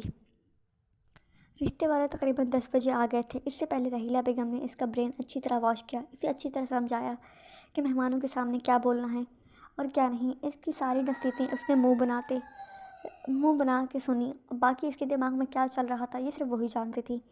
مہمانوں میں ایک رشتہ کرنے والی عورت تھی اور باقی اس کے ساتھ لڑکی کی ماں اور 2 بہنیں تھیں۔ رحیلہ بیگم اور عصمت بیگم نے ان کی اچھی طرح استقبال کیا۔ ان کی کچھ دیر بیٹھنے کے بعد رحیلہ بیگم کے حکم کے مطابق شرم و حیا کی دیوی بنی حالے چہ لے کر آئی۔ یہ ہے میری بیٹی حالے، رحیلہ بیگم نے ان عورتوں کو بتایا تو انہوں نے سر سے پیر تک حالے کا جائزہ لیا۔ ان کے انداز پہ حالے نے دانت پیسے تھے مگر جلدی چہرے پہ زبردستی مسکان سے جالی۔ ویسے کرتی کیا ہو تم؟ چائے سرو کرنے کے بعد حالے صوفے پہ بیٹھی تو ان کی طرف سے پہلا سوال کیا گیا۔ جی پڑھتی ہوں، BBA کر رہی ہوں، حالے نے ایک نظر رحیلہ بیگم کو دیکھتے جواب دیا۔ ویسے اتنے پڑھنے کا کیا فائدہ؟ شادی کے بعد تو لڑکی کو گھرداری کرنی ہوتی ہے، پھر اتنے سال اور پیسے کیوں برباد کرنے؟ لڑکی کی ماں کی بات پہ حالے نے ناگواری سے کچھ کہنا چاہا مگر رحیلہ بیگم نے اس کا ہاتھ دباتے اسے چپ رہنے کو کہا۔ چلو پڑھائی تو کر رہی ہو، اس کے ساتھ اور کیا کر لیتی ہوں، مثلاً سلائی کڑھائی یا کوکنگ وغیرہ؟ اگلے سوال پہ حالے کا پارا ہائی ہوا۔ یہ پڑھائی کے علاوہ میں اپنی ماما کے ہاتھ کے پکے ہوئے لذیذ پکوان کھا لیتی ہوں اور ڈرامے اور موویز دیکھ لیتی ہوں۔ حالے نے آنکھیں گھماتے انہیں کے انداز میں انہیں کو ڈیل کرنا شروع کیا۔ اس کی اس گوہر افشانی پہ رحیلہ بیگم نے پریشانی سے ایک طرف اس کا ہاتھ دبایا مگر اس نے سرے سے ہی اسے نظر انداز کر دیا۔ کیا مطلب تمہیں کھانا بنانا نہیں آتا؟ لڑکی کی ماں نے غصے سے سوال کیا تو حالے نے نہایت معصومی سے نفی میں سر ہلایا۔ اگر کچھ آتا ہی نہیں ہے تو تمہاری ماں کو کیا پڑی تھی رشتہ کروانے کی؟ پہلے گھرداری تو سکھا لیتی، پھر رشتے والے کو کہتی۔ ہمارا ٹائم اتنا فالتو نہیں ہے کہ پھوڑ لوگوں کے گھر آ کے ضائع کریں۔ لڑکی کی ماں غصے میں آ گئی۔ غصے میں آ گئی۔ حالے سمیت راحیلہ بیگم، عصمت بیگم کے چہرے پہ سرخی چمکی تھی۔ آپ لوگ اپنی حد میں رہیں، آپ یہاں بہو کی تلاش میں ہیں، نہ کہ کام والی۔ اس سے پہلے کہ حالے ان پہ پھٹتی، سامنے کی سرد آواز ڈرائنگ روم میں آئی، جس پہ سب کی گردنیں اس طرف گھومی۔ راحیلہ بیگم کی آنکھوں میں نرمی دیکھ کے اس کا غصے کا گراف بڑھا تھا۔ سامنے کب سے لانچ میں بیٹھا ان کی باتیں سن رہا تھا۔ وہ چاچا کی غیر موجودگی میں ان لوگوں کا جائزہ لینا چاہتا تھا۔ وہ کیسے لوگ ہیں؟ پہلے سے ان کے عجیب و غریب سوال پہ اسے حیرانگی ہوئی، مگر ان کی آخری بات پہ وہ شدید تپ چڑھی تھی، اور خود پہ قابو نہ پاتے وہ ڈرائنگ روم میں آیا۔ تم کون ہو؟ لڑکی کی ماں نے بگڑے تیوروں سے سوال کیا۔ اتنا تو وہ جانتی تھی وہ حالے کا بھائی نہیں ہے، کیونکہ رشتے والے نے انہیں بتایا تھا کہ وہ اپنے ماں باپ کی اکلوتی بیٹی ہے، اور لڑکی کی باپ کی اپنی ذاتی کپڑوں کی دکان ہے۔ اسی لالچ میں وہ یہاں آئی تھی، مگر اپنے منہ سے نکلے چند الفاظ کی وجہ سے وہ گیم الٹ چکی تھی۔ میں جو بھی ہوں، آپ کو اس بات سے مطلب نہیں ہونا چاہیے۔ آپ یہاں لڑکی دیکھنے آئے ہیں تو اس کی سیرت دیکھیں، اس کی چال چلن کیسا ہے یہ دیکھیں، کہ وہ آپ سے کیسے بات کرتی ہے یہ دیکھیں۔ باقی چیزیں تو ثانوی ہیں۔ سامنے کے سرد لہجے پہ ان کی زبان تالوں سے چپک گئی۔ مگر ہم ثانوی چیزوں پہ فوکس کرتے ہیں، لڑکی کی سیرت اور کردار کیسا ہے ہمیں اس سے کوئی مطلب نہیں ہوتا۔ ہمیں اس بات سے مطلب ہوتا ہے کہ گوری ہے یا کالی ہے، اسے آتا کیا ہے کیا نہیں، اس کے کام کرنے کی کیپیسٹی کیسی ہے، جیسے وہ کوئی لڑکی نہیں مشین ہو، یا دکان میں رکھی ہوئی کوئی چیز جیسے آپ خریدنا چاہ رہے ہوں۔ وہ پل بھر رکا تھا۔ لڑکی نے ساری زندگی آپ لوگوں کی خدمت کرنی ہوتی ہے، آپ لوگوں کے لیے نئے کھانے بنا کے کھلانا ہوتے ہیں، تو اس میں کیا حرج ہے کوئی سارے کام سسرال میں جا کے سیکھ لے؟ دنیا کی کس کتاب میں لکھا ہے کہ لڑکی کو ہر ہنر اپنے ماں باپ کے گھر سے سیکھ کے جانا چاہیے، یا وہ سسرال جا کے کچھ سیکھ نہیں سکتی؟ سامنے نے کچھ نکات ان کے سامنے رکھے، مگر ان کے چہروں سے ایسا لگ رہا تھا ان پہ ان ساری باتوں کا کوئی اثر نہیں ہونے والا۔ تم جو اتنی بڑی تقریر کر رہے ہو، اگر تمہارے نزدیک ان ساری باتوں کی کوئی اہمیت نہیں تو تم شادی کر لو نا، کیونکہ ہمیں اتنا تو پتہ ہے لڑکی کا کوئی بھائی نہیں ہے۔ ان باتوں پہ سامنے کا کھولتا خون مزید کھولا تھا۔ اگر چاچا جان کہتے تو میں کر بھی لیتا، کم از کم آپ جیسے کم ظرف لوگ یہاں تو نہ بیٹھے ہوتے۔ راحیلہ بیگم، عصمت بیگم نے کچھ حیرانگی سے سامنے کو دیکھا، جبکہ حالے پورے منہ کھولے کھڑی تھی اور دل میں استغفار کر رہی تھی۔ چلو میاں، اب بس اپنا بھرم رکھنے کے لیے لمبی مت چھوڑو۔ انہوں نے جس لہجے میں کہا وہ سہمے کو آگ لگانے کے لیے کافی تھا۔ اس نے سیکنڈ میں فون نکالا اور سیف صاحب کا نمبر ملایا۔ ان خواتین سمیت اس گھر کی خواتین نے بھی تعجب سے اسے دیکھا۔ السلام علیکم چاچا جان، آپ ایک نکاح خواہ اور ایک دو گواہ کے ساتھ جلدی گھر آئیں۔ اس نے غیر متوقع بات کی۔ سب کی آنکھیں حیرانگی سے بڑھی، جبکہ حالے کے دل نے کسی انہونی کے تحت بڑے زور سے دھڑکا۔ کیا مطلب؟ کیا کہہ رہے ہو سامنے؟ مجھے کچھ سمجھ نہیں آ رہا۔ دوسری طرف سیف صاحب کی حیران پریشان سی آواز آئی تھی۔ مطلب میں آپ کو سمجھا دوں گا، آپ وہ کریں جو میں کہہ رہا ہوں، مگر سامنے آپ کو مجھ پہ بھروسہ ہے نا؟ ان کی بات مکمل ہونے سے پہلے وہ بیچ میں بولا تھا۔ ہاں، ایک لفظ جواب آیا تو بس آپ نکاح خواہ سمیت جلدی گھر آئیں۔ ان کے مزید کچھ کہے بغیر اس نے کال کاٹ دی۔ وہیں موجود ایک کرسی کے کھینچ کے بیٹھ گیا۔ اس کے تیور دیکھ کے ان عورتوں نے وہاں سے کھسکنا چاہا۔ جہاں بیٹھی ہیں وہیں بیٹھی رہیں۔ سامنے کی سرد آواز پہ وہ اپنی جگہ ساکت ہو گئی تھی۔ کچھ ہی دیر میں پریشان سے سیف صاحب نکاح خواہ گواہ سمیت گھر آئے۔ انہوں نے لانچ میں بیٹھتے وہ خود ڈرائنگ روم میں آئے تھے، جہاں سب بیٹھے تھے۔ ان کے کچھ پوچھنے سے پہلے سامنے کی آواز گونجی، سب کو ساکت کر گئی تھی۔ میں حالے سے نکاح کرنا چاہتا ہوں، ابھی اور اسی وقت۔ یہ وہ الفاظ تھے جو سیف صاحب اور راحیلہ بیگم کے سینے میں ٹھنڈ بن کے اترے تھے، جبکہ حالے کے سر پہ کسی بم کی طرح پھٹے تھے۔ اس نے پھٹی آنکھوں سے سامنے کو دیکھا۔ وہ تو ٹھیک ہے، مگر مہمان اور اچانک نکاح جلدی خوشگوار حیرت سے نکلتے۔ سیف صاحب نے چہرے پہ الجھن لیے سوال کیا تھا، جس کے جواب میں سامہ نے سارا قصہ ان کے گوش گزار کیا، جس پہ سیف صاحب نے بھی ان خواتین کو سخت نظروں سے گھورا۔ وہ اپنی جگہ چور سی بن گئی تھی۔ پھر سیف صاحب نے بنا کسی اعتراض کے ان کا نکاح پڑھوایا۔ اس سارے قصے کے دوران حالے بس سکتے کی کیفیت میں بیٹھی رہی۔ نکاح کے وقت سیف صاحب نے اس کے سر پہ ہاتھ رکھا۔ اس نے نظریں اٹھا کے انہیں دیکھا۔ ان کی نگاہوں میں واضح التجا تھی۔ اس نے بامشکل 3 دفعہ قبول ہے کہا اور دستخط سائن کر دیے۔ نکاح کرتے ہوئے ہر طرف مبارکباد کا شور اٹھا۔ لے منہ میٹھا کریں، اور آئندہ اگر کہیں رشتہ ڈھونڈنے جائیں تو آج کا واقعہ ذہن میں ضرور رکھیے گا، ورنہ یہ نہ ہو آپ یوں ہی دوسروں کے نکاحوں میں گواہ بنتے رہیں اور آپ کا اپنا بیٹا کنوارا رہ جائے۔ سامنے کچن میں جا کے کیک لایا اور ان خواتین کے سامنے کرتے جس انداز میں کہا وہ اپنی جگہ شرمندہ ہو کے رہ گئی اور بغیر کیک کھائے 1 سیکنڈ میں وہاں سے غائب ہوئی۔ ان کے جاتے کب سے پت بنی حالے بھی حال میں بھی حرکت ہوئی، میرا نکاح اس خڑوس سے وہ دھیمے سے بڑبڑائی اور ایک طرف کو لڑک گئی۔ سب نے پریشانی سے اس کی طرف دیکھا۔ جب سامع نے ایک نظر اسے دیکھنے کے بعد نکاح خواہ اور گواہوں کو لیے وہاں سے نکل گیا۔ نکاح خواہ اور گواہ کو چائے پلوا کے بھیجنے کے بعد سامع سیدھا اپنے روم میں آیا اور آتے ہی بیڈ پہ سیدھا لیٹ گیا، جبکہ پاؤں بیڈ سے نیچے لٹک رہے تھے۔ سامع نے دونوں آنکھیں بند کرتے اپنے دونوں ہاتھوں سے کن پٹیوں کو دبایا۔ وہ جذباتی بندہ نہیں تھا، ہر کام سوچ سمجھ کے کرنے والا تھا۔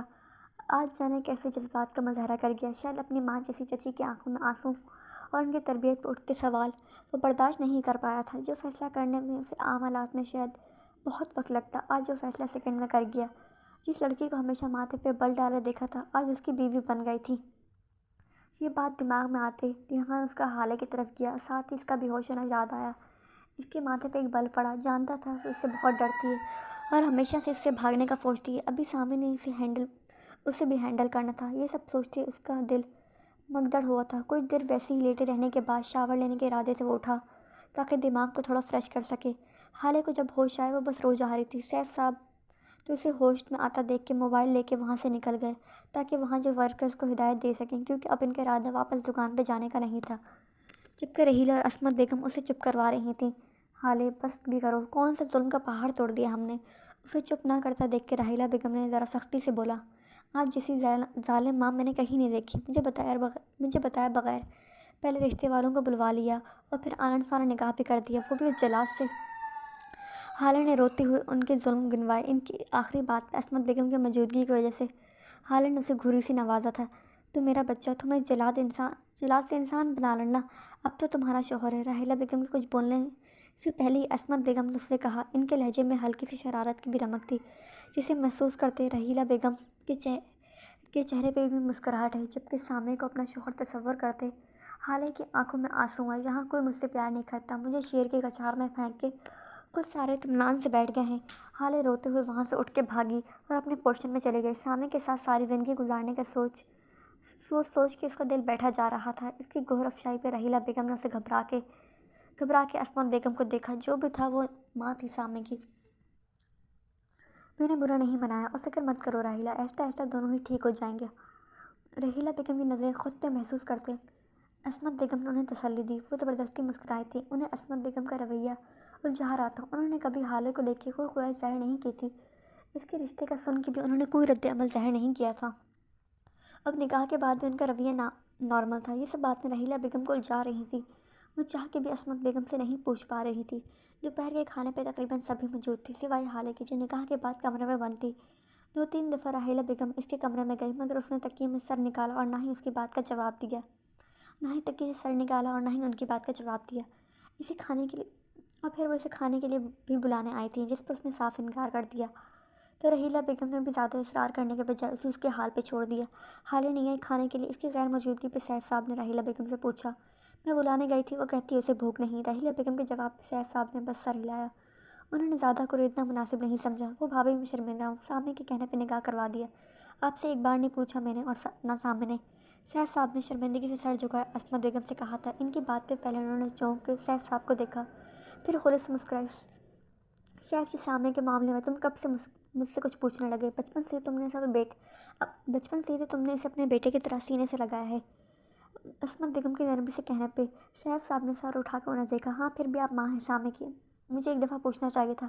بس کر دو سیف، نہ سامع تمہارے لیے غیر ہے اور نہ ہی حالے میرے لیے۔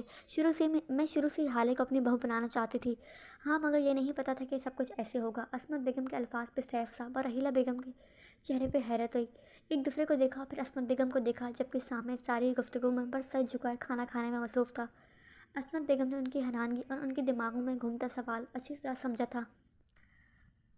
ہاں میری شروع سے یہی خواہش تھی۔ جب رحیلہ نے حالے کے لیے رشتے والی کو کہا تھا تب میں اسے منع کرنا چاہتی تھی، مگر اس سے پہلے میں ایک دفعہ سامع سے بات کرنا چاہتی تھی، مگر اس سے اس موضوع پہ بات کرنے کا کوئی موقع نہیں ملا اور رشتے والے نے لڑکا بھی ڈھونڈ لیا۔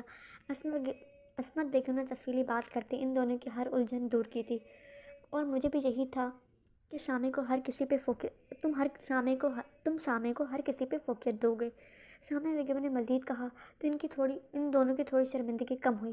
جی بھابھی، میں نے بھی سامع کو ہمیشہ اپنے داماد کے روپ میں دیکھا تھا، مگر پھر بھی میں نے سوچا کہیں سامع یہ نہ سمجھے چاچا اپنے پالنے پوسنے کا دھونس جما رہا ہے۔ ایک دفعہ سامنے سر اٹھا کے انہیں دیکھا۔ چاچا جان، آپ نے سوچ بھی کیسے لیا میں ایسا کچھ کہہ سکتا ہوں؟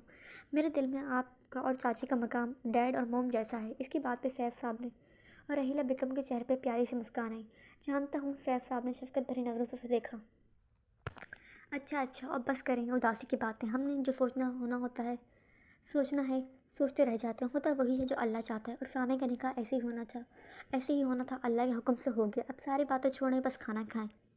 رات کو سامع 8 بجے لانچ میں آ کے بیٹھ گیا تاکہ حالے کو پڑھا سکے۔ ہفتے والے دن بھی وہ لیٹ آیا تھا، پولیس اسٹیشن تھی، اس لیے حالے کی چھٹی ہو گئی تھی، مگر آج اس کے حالے کو چھٹی دینے کا کوئی ارادہ نہیں تھا۔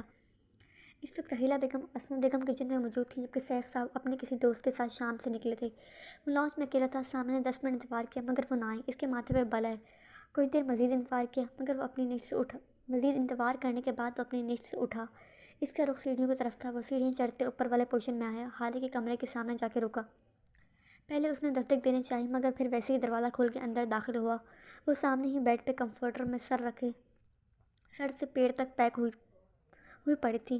مما، مجھے کھانا نہیں کھانا اور نہ ہی مجھے نیچے جانا ہے۔ آپ بار بار کیوں آ رہی ہیں؟ اسے لگا تھا رحیلہ بیگم ہے، کیونکہ دن میں وہی دن بھر اس کے روم میں چکر لگا رہی تھی، مگر جب اپنی بات کا کوئی جواب نہ ملا تو اس نے منہ سے کمبل ہٹا کے دیکھا اور سامنے کھڑے سامنے کو دیکھ اس کی سٹی گم ہوئی۔ وہ ایک جھٹکے میں کمبل ہٹاتی اٹھ کھڑی ہوئی۔ تم کیوں نہیں آئی بکلے کے نیچے؟ میں کب سے ویٹ کر رہا ہوں۔ سامنے نے ماتھے پہ بل ڈالتے اس سے پوچھا۔ آج بھی؟ حالے نے آنکھیں پھیلائی تھیں۔ کیوں، آج کیا ہوا؟ نہیں، وہ میرا مطلب ہے وہ نکاح۔ حالے کو کچھ سمجھ نہیں آ رہا تھا وہ کیا بولے۔ کیوں، نکاح کے بعد لوگ پڑھتے نہیں ہیں؟ سامنے کے ماتھے کے بلوں میں مزید اضافہ ہوا۔ پڑھتے ہیں مگر اپنے جلاد اور خروش شور سے نہیں۔ حالے بڑبڑائی۔ یہ تمہارے منہ میں بڑبڑانا مجھے زہر لگتا ہے، ورنہ گواری سے بولا۔ میں پوری کی پوری زہر لگتی ہوں آپ کو۔ اس نے دل میں سوچا، زبان سے بول کے اپنی شامت نہیں بلوانی تھی اس نے۔ بیگ لے کے فوراً نیچے آؤ اور مجھے کوئی بہانہ نہیں سننا۔ اسے منہ کھولتا دیکھ سیما نے ہاتھ اٹھا کے حتمی لہجے میں کہا۔ وہ بے بسی سے بیگ اٹھا کے اس کے پیچھے چل پڑی۔ وہ جتنی بھی شیخیاں بگاڑ لے، سامنے کے سامنے اس کی بولتی ہمیشہ بند ہو جاتی تھی، اور وہ بہیو ایسے کر رہے تھے جیسے کچھ ہوا ہی نہیں، اور اس طرح حالے کو بھی اس کے سامنے احتجاج کرنے کا کوئی موقع ہی نہیں ملا۔ رحیلہ بیگم جو اوپر آنے لگی تھی اپنی بیٹی کو سامنے کے پیچھے منہ پھلائے اور بیگ سمیت آتا دیکھ کے انہوں نے مسکراہٹ دبائی۔ انہیں پورا یقین تھا سامنے ان کی بگڑی بیٹی کو سدھار لے گا۔ ان کے پاس سے گزرتے حالے نے ایک شکوہ بڑی نگاہ اس پہ ڈالی۔ وہ انجان بن گئی تھیں، جبکہ حالے بس دانت پیس کے رہ گئی۔ نکاح والے واقعے کو 4-5 دن گزر گئے تھے۔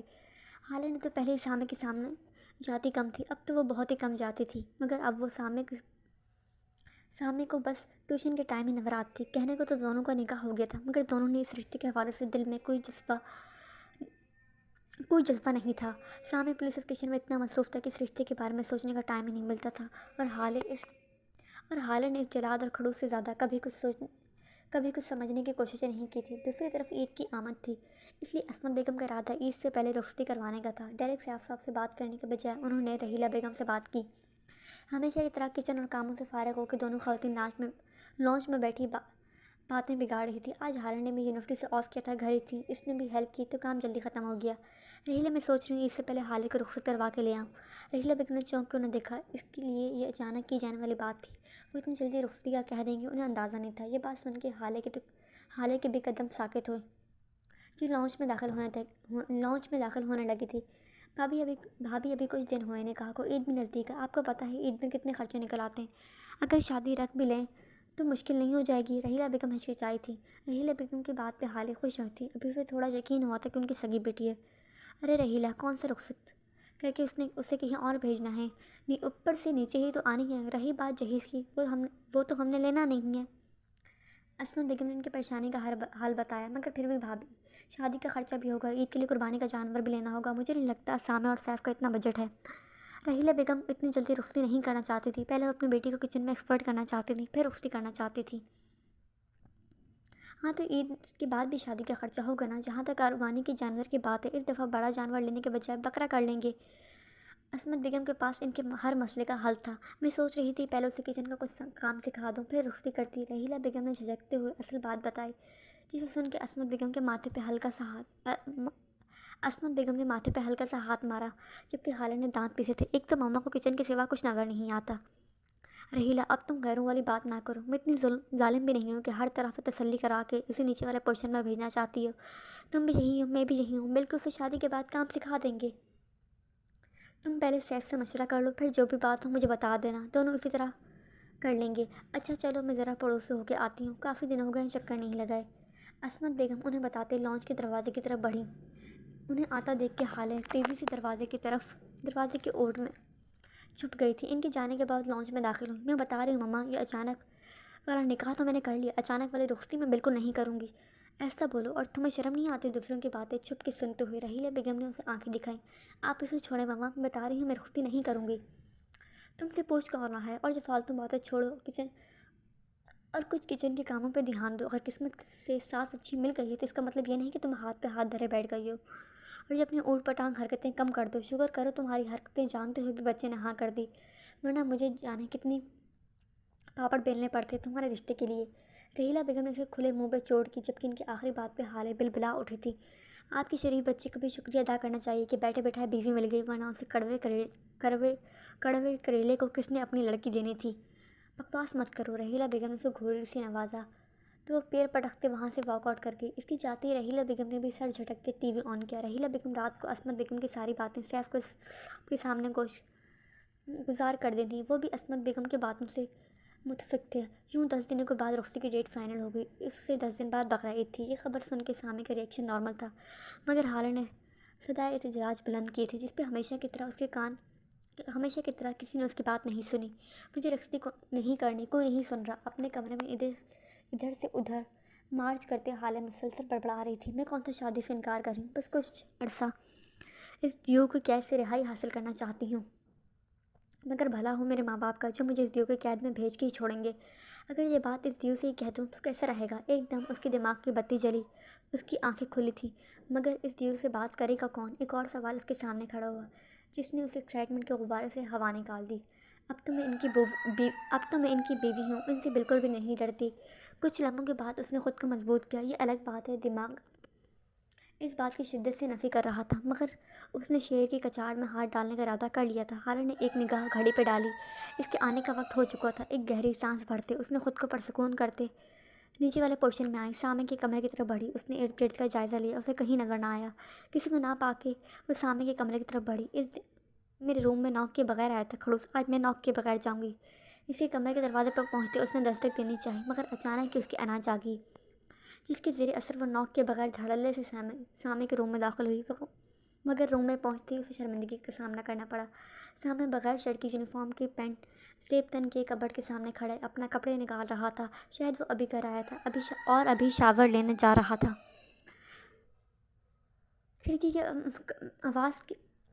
دروازے کی آواز پہ اس نے کمرے کے دروازے کی طرف دیکھا، جہاں حالے کبوتر کی طرح آنکھیں بند کیے کھڑی تھی۔ اسے دیکھ کے سامع کے ماتھے پہ بل آئے۔ حالے نور، تم نے کب سیکھنی ہے میں تمیز؟ اس کی بات پہ حالے کی شرمندگی پل بھر میں اڑان ہوئی اور اس نے جھٹکے سے آنکھیں کھولی۔ اپنی دفعہ مینرز کہاں جاتے ہیں؟ ابھی کچھ دن پہلے آپ بھی میرے روم میں بغیر نوک کیے آئے تھے۔ اچھا، جو میں کروں گا تم بھی وہی کرو گی؟ کبرڈ کا دروازہ بند کرتے سامع نے ہاتھ میں پکڑے کپڑے کندھے پہ رکھے اور اس کی طرف بڑھا۔ ہاں بالکل، ہلکلاتے ہوئے ساتھ میں زور و شور سے سر ہلایا، جبکہ اسے اپنے قریب آتے دیکھ کے دل ہی دل میں آیت الکرسی پڑھنی شروع کر دی۔ اسے قریب آتے سامع نے اسے روم کے اندر کھینچتے پیچھے دروازہ بند کیا۔ سوچ لو ایک دفعہ، اسے دروازے سے لگاتے سامع نے اس کے ارد گرد ہاتھ جمائے، ہلکا سے جھک کے سرگوشی کے انداز میں کہا، جبکہ حالے سے اس کی اتنی سی قربت پہ سانس روکنے لگی تھی۔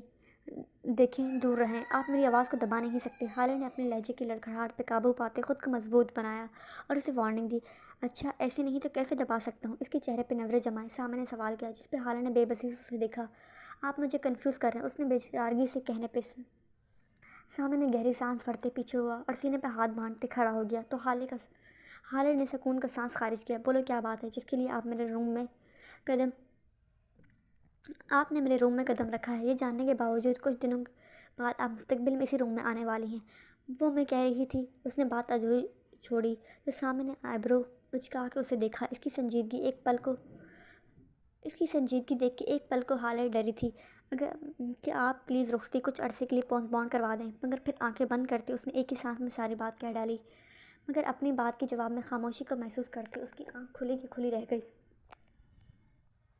محترمہ، آپ اپنی عقل کے گھوڑے دوڑانا بند کریں۔ ایسے فیصلوں کے لیے ہمارے بڑے موجود ہیں، اس لیے وہ بہتر جانتے ہیں کیا کرنا ہے کیا نہیں۔ نہیں تو آپ نے جو نکاح کی فرمائش کی تھی وہ بڑوں سے پوچھ کے کی تھی؟ دونوں ہاتھ کمر پہ جماتے آنکھیں چھوٹی کر کے سامنے کو دیکھتے غصے سے کہا۔ غصے سے اس کی آواز تھوڑی اور اونچی ہو گئی تھی۔ لگتا ہے تمیز بھولتی جا رہی ہو تم۔ سامنے کی سرد آواز پہ ایک پل کو گھبرائی۔ ہاں، آپ لوگ اپنی من مرضیاں کرتے جائیں اور میں بدتمیزی بھی نہیں کر سکتی۔ ہالے نے منہ پھیلایا۔ محتمہ ہوگا وہی جو چچا جان چاہیں گے، اس لیے اپنے خون جلانے کے بجائے شادی کی تیاری کرو۔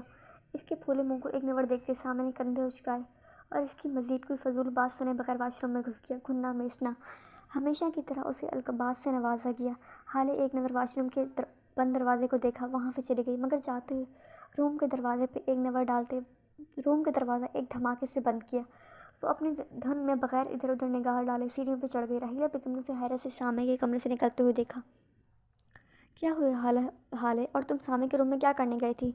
نیاز لینے گئی تھی، ہالے کی طرف سے جلا ہوا جواب آیا۔ تمیز سے آپ سب ایسا کریں، ایک دفعہ اکٹھے بیٹھ کے تمیز سکھا لیں مجھے۔ دل تو ویسے ہی بوجھل ہو رہا تھا اور راہیلہ بیگم کی ذرا سی بات پہ ہالے نے رونا شروع کر دیا۔ اس کے بلا وجہ رونے پہ راہیلہ بیگم تو بھوکلا ہی گئی۔ ارے ہالے، میری بچی کیا ہوا، کیوں رو رہی ہو؟ کوئی مجھ سے پیار نہیں کرتا، اس کھڑوس کی ساری باتیں مانتے ہیں اور میری ایک بھی نہیں مان رہے۔ اس کی سوئی ابھی تک اس بات پہ اٹکی تھی۔ راہیلہ بیگم نے اپنا سر ہاتھوں میں تھاما۔ ہالے، تمہیں مسئلہ کیا ہے شادی سے؟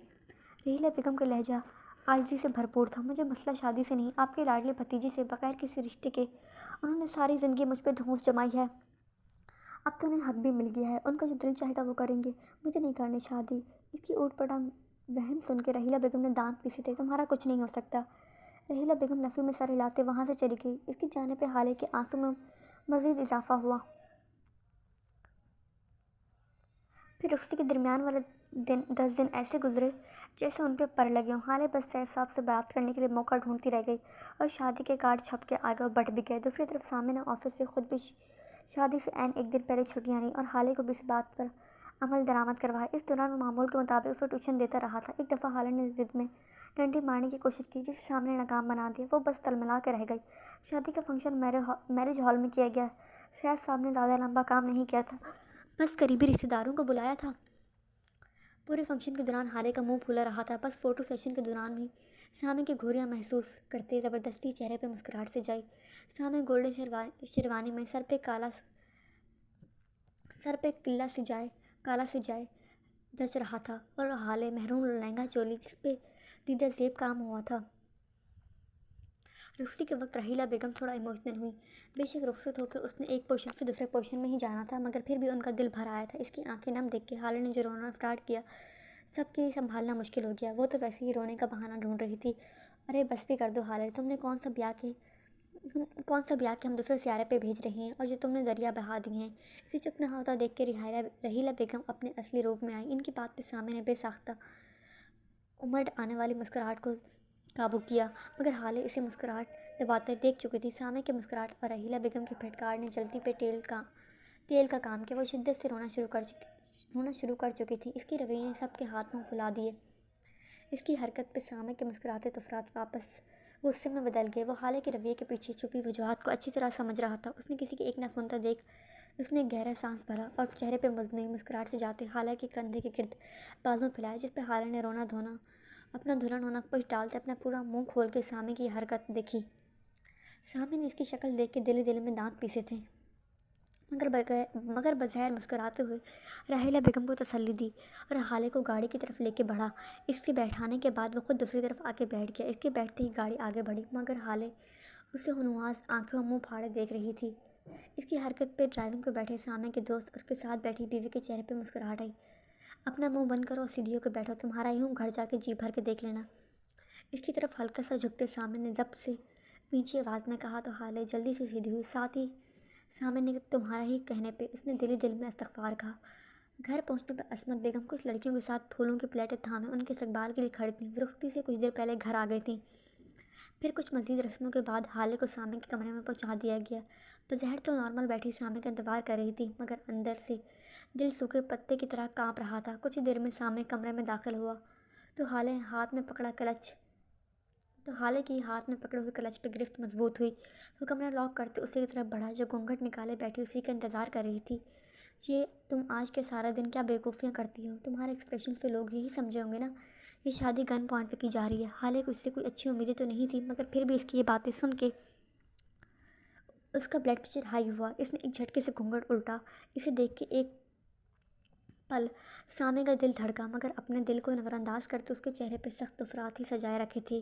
اور آپ کا اپنے بارے میں کیا خیال ہے؟ کوئی نئی نویلی دلہن کے ساتھ ایسی باتیں بھی کرتا ہے؟ لوگ اپنی دلہن کے شان میں قصیدے پڑھتے ہیں، ان کی تعریفیں کرتے ہیں، اور آپ آج بھی جلی کٹی باتیں کر رہی ہیں۔ غصے میں وہ جو منہ میں آیا بولتی چلی گئی۔ اس کے انداز پہ سامع نے ستائشی انداز پہ آئیبرو اچکایا تھا۔ میں تو تیار ہوں تعریف کرنے کے لیے، تم بتاؤ برداشت کر لو گی؟ دونوں ہاتھ اس کی طرف ٹکاتے ہلکا سا اس کی طرف جھکا۔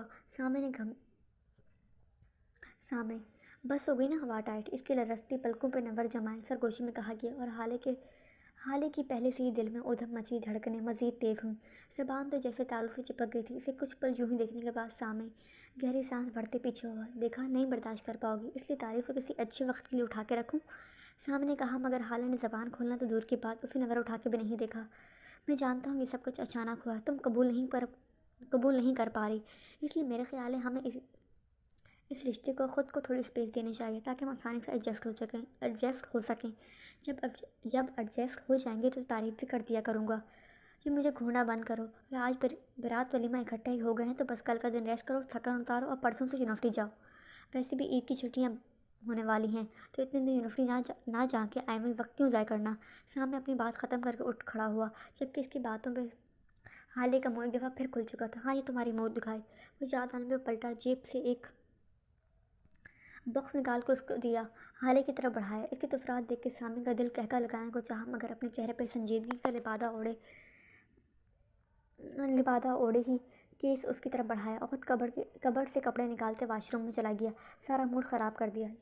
یہ لے تمہاری منہ دکھائی۔ حالے نے اس کی نقل اتاری اور بے دل سے وہ باکس کھولا جس میں خوبصورت گولڈ کا بریسلٹ جگمگا رہا تھا۔ اس نے بس ایک نمبر ڈالتے حالے نے بند کر دیا، اسے سائڈ ٹیبل پہ رکھ دیا، خود ڈریسنگ ٹیبل کے سامنے جا کھڑی ہوئی۔ اس نے جلدی سے جوڑی اتاری اور بال سے پنیں وغیرہ نکالی۔ رات کا نہ جانے کون سا پہر تھا۔ حالے کی آنکھیں عجیب سی آواز سے کھلی۔ اس نے ناسمجھی سے ادھر ادھر دیکھا، مگر جوں ہی اس کا ذہن بیدار ہو تو اسے سمجھ آئی وہ سامع کے بڑبڑانے کی آواز تھی۔ حالے نے الجھتے ہوئے اپنی سائڈ کا لیمپ آن کیا اور پھر اس کی سائڈ جھکتے دوسرا لیمپ بھی آن کیا، جس سے روم میں کافی روشنی ہو گئی۔ اس روشنی میں سالہ نے سامع کو دیکھا جو بغیر شرٹ کے پسینے میں ڈوبا ہوا تھا، سر کو ادھر ادھر جھٹک رہا تھا، ساتھ ہی کچھ بڑبڑا رہا تھا۔ حالے اس کے ہونٹوں کے پاس اپنا کان کرتے سننے لگی وہ کیا کہہ رہا ہے۔ ڈیڈ مجھے چھوڑ کے مت جائیں سامع۔ اس نے پوری قوت سے اسے جھنجھوڑا۔ حالے نے اس کا نام بھی پکارا تھا جس کے خاطر اثر نہیں ہوا تھا، اور سامع کا بڑبڑانا بند ہوا اور ساتھ ہی ایسکی سے اس کی آنکھیں کھولیں۔ حالے کو ہمیشہ ان آنکھوں میں رعب اور غصہ دیکھنے کی عادت تھی، اور اب ان آنکھوں میں آنسو حالے کو بہت برے لگ رہے تھے۔ سامع کئی لمحے غیبی دماغ سے اسے دیکھتا رہا۔ کیا ہوا؟ آپ ٹھیک ہیں نا؟ اسے یکٹک اپنی طرف دیکھتا پا کے حالے نے سوال کیا تو سامع چونک کے شعور کی دنیا میں آیا، اپنے قریب جھکی حالے کے تشویش بھری نظروں سے نگاہیں چرائے۔ ہاں میں ٹھیک ہوں، سو جاتا ہوں سامع، میں آپ کی لائف پارٹنر ہوں، جو بھی ہے آپ شیئر کر سکتے ہیں مجھ سے۔ اس کے کندھے پہ ہاتھ رکھتے حالے نہ جانے کس جذبے کے زیر اثر بول گئی تھی۔ اس کی بات پہ سامع چونکا تھا۔ وہ ٹھیک کہہ رہی تھی، مگر وہ اپنا آپ اتنی جلدی اس پہ یہاں نہیں کرنا چاہ رہا تھا، اس لیے وہ حالے کو چپ کروانا جانتا تھا۔ ایسے ہی چپ نہیں کرے گی۔ سامع گہرا سانس بھرتے فدا ہوا، حالے کو اپنے اوپر جھکاتے ایک چھوٹی سی شرارت کر گیا۔ حالے اس اچانک سی ہوئی حرکت کی وجہ سے سن ہو گئی تھی۔ محترمہ فی الحال میں کوئی بات نہیں کرنا چاہتا، اگر آپ کو اپنی خیریت مطلوب ہے چپ کر کے سو جائیں۔ اس کے کان میں سرگوشی کرتے سامع نے اپنی بات ادھوری چھوڑی۔ بدتمیز، بے شرم، بیہودہ۔ دوسری طرف حالے نے دھڑکتے دل کے ساتھ اسے دیے گئے القابات سے نوازا اور پھر اپنی ہمدردی پہ جی بھر کے خود کو کوسا۔ اس رات کے بعد حالے اس سے نظریں چرا رہی تھی جبکہ سامع نارمل تھا۔ اپنے کہے کے مطابق شادی کے تیسرے روز حالے یونیورسٹی اور سامع نے پولیس اسٹیشن جانا شروع کر دیا۔ عصمت بیگم کے منع کرنے کی کوشش کی، مگر سامع نے انہیں راضی کر لیا اور رحیلہ بیگم نے بھی اسے کچن میں گھسیٹ لیا۔ یوں وہ آدھا دن یونیورسٹی گزارتی اور آدھا دن کچن میں۔ رحیلہ اور عصمت بیگم کچن کا کام دیکھ رہی تھی۔ حالے نے کل ہی سب کے کپڑے پریس کیے تھے۔ سب کے کپڑے ان کے کمروں میں پہنچانے کے بعد وہ اپنے اور سامع کے کپڑے لیے اپنے کمرے میں آئی، جہاں وہ آج بھی لیپ ٹاپ پہ جانے کون سے خزانے ڈھونڈ رہا تھا۔ عید کی شاپنگ بھی عصمت بیگم کی 10 دفعہ کہنے کے بعد اسے لے کے گیا تھا۔ حالے نے انکار کرنا چاہا، مگر ابھی شادی ہوئی تھی، وہ بڑی کے سارے کپڑے نئے تھے، مگر عصمت بیگم کا کہنا تھا اس کی شادی کے بعد پہلی عید ہے تو سامع کو لازمی اسے شاپنگ کروانی چاہیے۔ اسے یوں لیپ ٹاپ کے ساتھ لگا دیکھ کے حالے کا دبا غصہ پھر سے ابھرا۔ نہ جانے کیوں اس کا یہ عام سا رویہ اسے جی بھر کے کھٹک رہا تھا۔ اس کا دل بھر جا رہا تھا۔ کھٹکنے کی آواز پہ سامع نے بس ایک نظر اسے دیکھا اور پھر سے لیپ ٹاپ پہ جھک گیا۔ خود کو یوں نظر انداز کیے جانے پہ خالد نے اپنا سارا غصہ کبڈ کے دروازے پہ نکالا اور نہایت جارحانہ انداز میں کبڈ کھولا اور کپڑے ہینگ کیے۔ آج کہاں گم ہو؟ کب سے بیٹھا تمہارا ویٹ کر رہا ہوں، تم مجھے کتابوں سمیت غائب ہو۔ آپ کی طلاق کے لیے غرض ہے، کل عید ہے، بس اسی کی تیاری میں مصروف ہوں۔ اس کے خفا خفا لہجے کو محسوس کرتے سامع کے لبوں میں مسکراہٹ چمکی۔ پتہ نہیں کون سے شوہر ہوتے ہیں جو اپنی بیویوں کی تعریفوں میں قصیدے پڑھتے ہیں۔ ایک مجھے ملا ہے نمونہ جس کا کھڑوس پن ختم ہی نہیں ہو رہا اور پڑھائی کے علاوہ کچھ سوچتا ہی نہیں۔ کچھ کہا تم نے؟ اس کا بڑبڑانا محسوس کرتے سامع نے کہا تھا۔ نہیں، شاید آپ کے کان بج رہے ہیں۔ آپ ساز سماعت ایک ٹائم ٹیبل سیٹ کر کے مجھے دے دیں تاکہ مجھے اچھی طرح یاد رہے مجھے کب کیا کرنا ہے۔ جل کے کہتے تالے تنفن کرتی کچن میں سے نکل گئی۔ دونوں خواتین کھڑی اس کے پشت کو دیکھتی رہ گئیں۔ وہ باہر آئی تو لانچ میں سیف صاحب بیٹھے اسے مل گئے، اس کے ساتھ آ کے بیٹھی اور کندھے پہ سر رکھ لیا۔ کیا ہوا میرے بچے کو؟ ماما ہمیشہ مجھے ڈانٹتی ہیں۔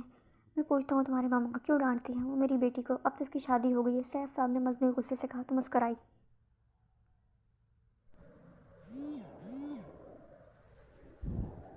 میں پوچھتا ہوں تمہاری ماما کو کیوں ڈانٹتی ہیں وہ میری بیٹی کو، اب تو اس کی شادی بھی ہو گئی ہے، سیف صاحب نے مصنوعی غصے سے کہا تو وہ مسکرائی تھی۔ پھر وہ کچھ دیر ان کے ساتھ باتیں کرتی رہی اور سامع کے وہاں آنے پہ وہ اٹھ کے باہر بکرے کے پاس آ گئی تھی۔ سامع جو اسی کے لیے باہر آیا تھا، اسے یوں اٹھ کے باہر جاتا دیکھ کے اس کے ماتھے پہ بل آئی تھی۔ کھا لو میرے پیارے بکرے، کھا لو، آج آخری دن ہے آزادی کا، پھر میری طرح تم لوگوں نے بھی قربان ہو جاؤ گے۔ بکروں کے آگے چارہ ڈالتے خالد نے کہا۔ خالد نے ان سے ہمدردی کا اظہار کیا، جس کے جواب میں انہوں نے بھی میں کیا تھا۔ ارے ہاں نا، سچ میں تم لوگ قربانی کے بکرے ہو، جبکہ میں قربانی کی بکری ہوں۔ تمہیں اللہ کی راہ میں قربان کیا جائے گا اور مجھے ایک کھڑوس کے آگے قربان کر دیا گیا ہے۔ خالد ان سے ایسے باتیں کر رہی تھی جیسے انہیں ساری باتیں سمجھ آ رہی ہوں۔ مانا میں اس کھڑوس سے شادی نہیں کرنا چاہتی تھی، مگر اب ہو گئی ہیں، کیا کر سکتی ہوں، بس قسمتی سے اب میں ان کی بیوی ہوں۔ مگر نہیں، وہ تو ایسے ٹریٹ کرتے ہیں جیسے ان کے تھانے میں کوئی پیشہ ور مجرم ہو۔ وہ اپنی سنانے میں مصروف تھی، اسے پتہ بھی نہ چلا سامع دبے پاؤں وہاں آتے اس کے پیچھے کھڑا اس کی باتیں سن رہا تھا۔ پہلے میں سمجھتی تھی کہ وہ جان بوجھ کے سڑا ہوا منہ لے کے پھرتے ہیں، مگر اب پتہ چلا انہوں نے تائے ابو کی موت کو ابھی تک قبول ہی نہیں کیا۔ چلو پہلے کی بات تو اور تھی، اب میں ان کی بیوی ہوں، وہ چاہیں تو مجھ سے شیئر کر سکتے ہیں اپنے دل کا حال۔ نہیں، وہ تو مجھے کسی خاتے میں نہیں لاتے۔ اپنی بات کے ختام پہ اس نے منہ بسورا۔ اچھا چھوڑو ان باتوں کو، میں تم لوگوں کو کیا اپنے دکھڑے سنا رہی ہوں، تم لوگوں کو تو اپنے دکھ بھی بہت ہیں۔ آج تم لوگوں کا آخری دن ہے، تم لوگ چارہ کھاؤ آرام سے، میں تم لوگوں کو بہت مس کروں گی۔ اتنے دنوں میں تم لوگ میرے بہت اچھے دوست بن گئے ہو، خالد نے اداسی سے کہا، ان کے سروں پہ اپنا ہاتھ پھیرتے۔ کیا ہو رہا ہے یہاں؟ سامع کی آواز پہ چونک کے سیدھی ہوئی تھی۔ کہیں اس نے میری باتیں تو نہیں سن لی؟ ایک پل کو دل دھڑکا، وہ نہ جانے کیا کیا بکواس کرتی رہی تھی۔ کچھ نہیں، میں بس انہیں چارہ ڈالنے آئی تھی۔ وہ اپنی بات مکمل کرتی تیزی سے اندر کی طرف چلی گئی۔ یہ تم لوگوں کے دوست ہیں نا، اس کا اوپر کا حصہ بالکل خالی ہے، مگر ہے دل کی بہت اچھی۔ ان کے قریب جھکتے سامع نے انہیں رازداری سے بتایا اور ان کا سر ہلاتا خود بھی مسکراتا ہوا گھر کے اندر چلا گیا۔ اس نے یہ ساری باتیں بکرے کو بتائی تھیں کہ ان کی دوست کا حصہ اوپر کا خالی ہے۔ اگلے دن معمول کے مطابق معمولی دنوں سے ہٹ کے تھا کیونکہ صبح عید تھی۔ ہنگامہ خیز ہوتی ہے ہمیشہ عید کی صبح۔ سامع اور سیف صاحب تیار ہو کے عید کی نماز کو چلے گئے۔ ان کے جانے کے بعد خواتین بھی تیار ہو گئی۔ خالد تیار ہو کے باغ میں چلی گئی۔ سامع کے رویے کی وجہ سے اس کا عجیب دل برداشتہ ہو گیا تھا۔ بے شک اس کی شادی کے خلاف تھی، مگر وہ شادی کے بعد ہر مشرقی لڑکی کی طرح سامع سے ڈھیر ساری امیدیں وابستہ کر لی تھی اس نے، مگر اب اس کا رویہ اسے بہت تنگ کر رہا تھا۔ وہ اپنی چوڑیوں کے ساتھ کھیلتی سب سوچ رہی تھی۔ اچانک کسی کے کھنگارنے کی آواز آئی۔ وہ اپنی جگہ سے اچھلی تھی۔ اب میری آواز اتنی بھی خوفناک نہیں ہے کہ لوگ ڈر جائیں۔ اس کے یوں اچھلنے پہ سامع نے مسکراتے ہوئے کہا۔ اس کی یہ مسکراہٹ خالد نے ٹیڑھی آنکھوں سے دیکھی تھی۔ نہیں، خوفناک تو میں ہوں جسے دیکھتے آپ کے منہ کے زاویے درست نہیں رہتے۔ اس کی شکوے پہ سامع کی مسکراہٹ گہری ہوئی تھی۔ ارے یہاں لوگ تو بڑی بڑی غلط فہمیوں کا شکار ہیں۔ اس کے شوق لہجے نے سامع کو غصے میں دلایا۔ نہیں، یہ سچائی ہے۔ اپنی حیرت پہ قابو پاتے خالد نے سنجیدگی سے کہا اور گھر کے اندرونی حصے کی طرف جانا چاہا تھا۔ ابھی تو میں نے عید مبارک بھی نہیں کہا، تم جا رہی ہو؟ اس کا بازو پکڑ کے اسے روکتے سامع نے شکوہ لہجے میں کہا۔ بس کر دیں آپ کے اصلی رویے سے زیادہ آپ کا یہ بناوٹی رویہ مجھے تکلیف دے رہا ہے، اور اب آپ ایسے لگاوٹ کا اظہار کر رہے ہیں جیسے ہم دونوں بہت لونگ کپل ہیں، خالد نے اپنا مضبوط لہجے میں کہا، جبکہ اس کی باتوں پہ سامع ایک پل کو سنجیدہ ہوا۔ جب ڈیڈ کی وفات ہوئی تھی تم اتنی چھوٹی بھی نہیں تھی، اتنا تو تمہیں بھی یاد ہوگا میں ان سے کتنا اٹیچ تھا۔ میں ان کے بغیر کھانا بھی نہیں کھاتا تھا۔ ان کی اچانک موت نے میرے حواس طلب کر دیے تھے۔ میرے لیے بات یقین کرنا بہت مشکل تھی کہ وہ اب اس دنیا میں نہیں رہے۔ میں ان کا چہرہ کبھی نہیں دیکھ پاؤں گا۔ اپنے ہاتھ میں پکڑے حالے کے ہاتھ پہ نگاہیں جماتے سامع نے کہا، میں اس سب سوچوں نے مل کے مجھے بہت چڑچڑا بنا دیا تھا۔ آہستہ آہستہ میں آدم بازار ہونے لگا۔ کسی بچے کو اپنے باپ کے ساتھ ہنستا مسکراتا دیکھا تو میرے اندر آگ لگ جاتی۔ تمہارے ساتھ بھی اس لیے روڈ ہو جاتا تھا، اور میرے اندر سوال جاگتا تھا، میرے ساتھ ہی ایسا کیوں ہوا؟ باقی بچے تو اپنے ماں باپ کے ساتھ بہت خوش ہیں۔ انسان ہونا اور انسان بس یہ یاد رکھتا ہے اس سے کیا چھینا گیا، یہ نہیں دیکھتا کہ بدلے میں اسے کیا کچھ دیا گیا ہے۔ آخر ہلکی سے طنزیہ مسکراہٹ چمکی تھی اس کے ہونٹوں پہ۔ اگر اللہ نے مجھ سے ڈیڈ کو چھینا تھا تو بدلے میں چاچا جان کا دگنا پیار دیا تھا۔ اگر چاچا جان کے دل میں بھی لالچ آ جاتا، وہ مجھ سے اچھا سلوک نہ کرتے، تو میں نے کیا کر لینا تھا؟ ان سب باتوں کا شاید مجھے احساس نہ ہوتا اگر وہ واقعہ نہ ہوتا۔ وہ رکا تو خالد نے سوالیہ نگاہوں سے اسے دیکھا، جس نے گہری سانس لیے دوبارہ بولنا شروع کیا۔ ہمارے نکاح کے ایک دو دن بعد ہی میں پولیس اسٹیشن سے واپس گھر آ رہا تھا۔ میری گاڑی سے ایک عورت ٹکرا گئی، اس کے ساتھ 3-4 سال کا ایک بچہ تھا۔ چوٹ زیادہ تو نہیں لگی تھی، مگر وہ بے ہوش ہو گئی تھی تو مجھے ہاسپٹل لے کے جانا پڑا۔ ان کا حلیہ ان کی خستہ حالی بیان کر رہا تھا۔ میں نے کچھ پوچھنا مناسب نہیں سمجھا، مگر انہوں نے میرے یونیفارم دیکھ کے مجھ سے مدد کی اپیل کی۔ ان کی شادی کا کچھ عرصہ ہوا تھا اور ایک ہی بیٹا تھا۔ شوہر کی وفات ایکسیڈنٹ میں ہو گئی۔ شوہر کی جائیداد کافی تھی جسے ہتھیانے کے لیے لوگ اس کی اور اس کے بیٹے کی جان کے پیچھے پڑے ہوئے تھے۔ تبھی میں نے اپنا موازنہ کیا اس سے۔ مجھے اس بات کا ادراک ہوا کہ میں کس قدر غلط تھا۔ اس کی آواز میں نمی گری تھی۔ اللہ کی اتنی نعمتوں، اتنے فضل و کرم کے بعد بھی میں اس سے ناراض رہا، خود بھی اذیت میں رہا، اپنے ساتھ اپنے پیاروں کو اذیت دی۔ میں جانتا ہوں ماما کی خواہش ہے میں دوبارہ پہلے کی طرح ہنسوں مسکراؤں، مگر وہ کہہ نہیں پاتی اور میں عمل نہیں کر پاتا۔ مگر تم سے نکاح کے بعد تمہاری حرکتیں مجھے مسکرانے پہ مجبور کر دیتی ہیں۔ وہ مسکرایا تھا، کیوں میں سرکس کی بندر ہوں جس کے کرتب دیکھ کے آپ کے دانت باہر نکل آتے ہیں؟ اور میں نے تو کبھی آپ کو مسکراتے نہیں دیکھا، ہمیشہ جل ککڑے ہی بنے رہتے ہیں آپ۔ اس کی بات پہ حالے کو تو تپی اٹھی تھی تمیز سے، اب زیادہ فری نہیں ہو رہی؟ اس کی بات پہ مشکل اپنی ہنسی دباتے اس نے اپنے ازالی لہجے میں کہا، دیکھا آگے نا آپ اصلی روپ میں، بس آپ کو میں ڈانٹنے کے لیے نظر آتی ہوں۔ عید والے دن بھی تمیز کا راگ اپنا رہے ہیں آپ۔ اس لفظ سے پلیز نفرت ہو گئی ہے مجھے، حالے نے دانت پیسنے کہا۔ وہ سامنے کے اس دفعہ اپنا کہتے کو روک نہ سکا۔ حالے نے حیرت سے اسے ہنستے ہوئے دیکھا، بس تمہارے یہ ایکسپریشن دیکھنے کے لیے تمہیں جان بوجھ کے چڑھاتا ہوں۔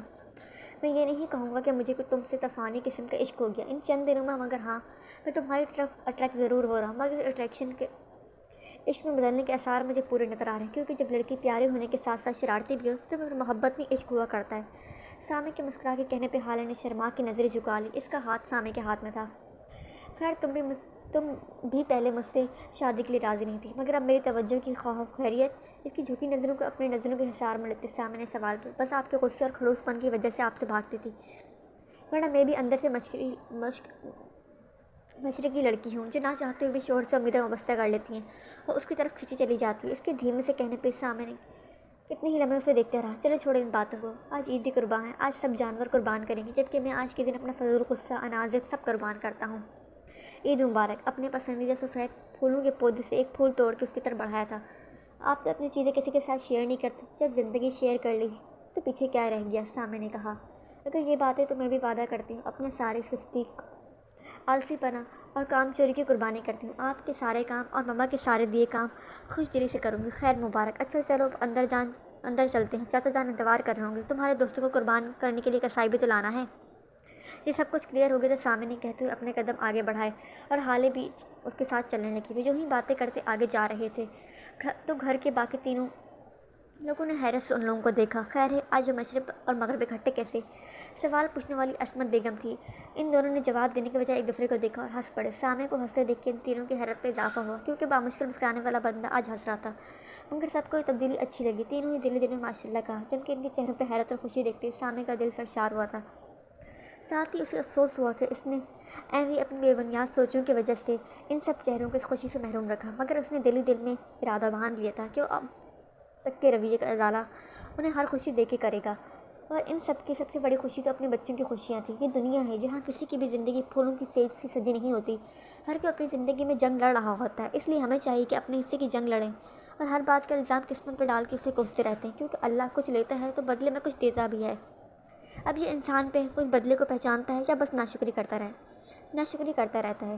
آئی ہوپ آپ کو یہ ناول بہت پسند آیا ہوگا. اگر یہ ناول پسند ہے تو پلیز پلیز پلیز میرے چینل کو ضرور سبسکرائب کیجیے گا اور ویڈیو کو ضرور لائک کیجیے گا اور ایک اچھا سا کمنٹ بھی کیجیے گا اور مجھے بتائیے گا میرے ناول آپ سب کو کیسے لگتے ہیں. پلیز چینل کو ضرور سبسکرائب کر کے جائے گا. آپ کا سبسکرائب مجھے بہت زیادہ موٹیویشن دیتا ہے. Thank you.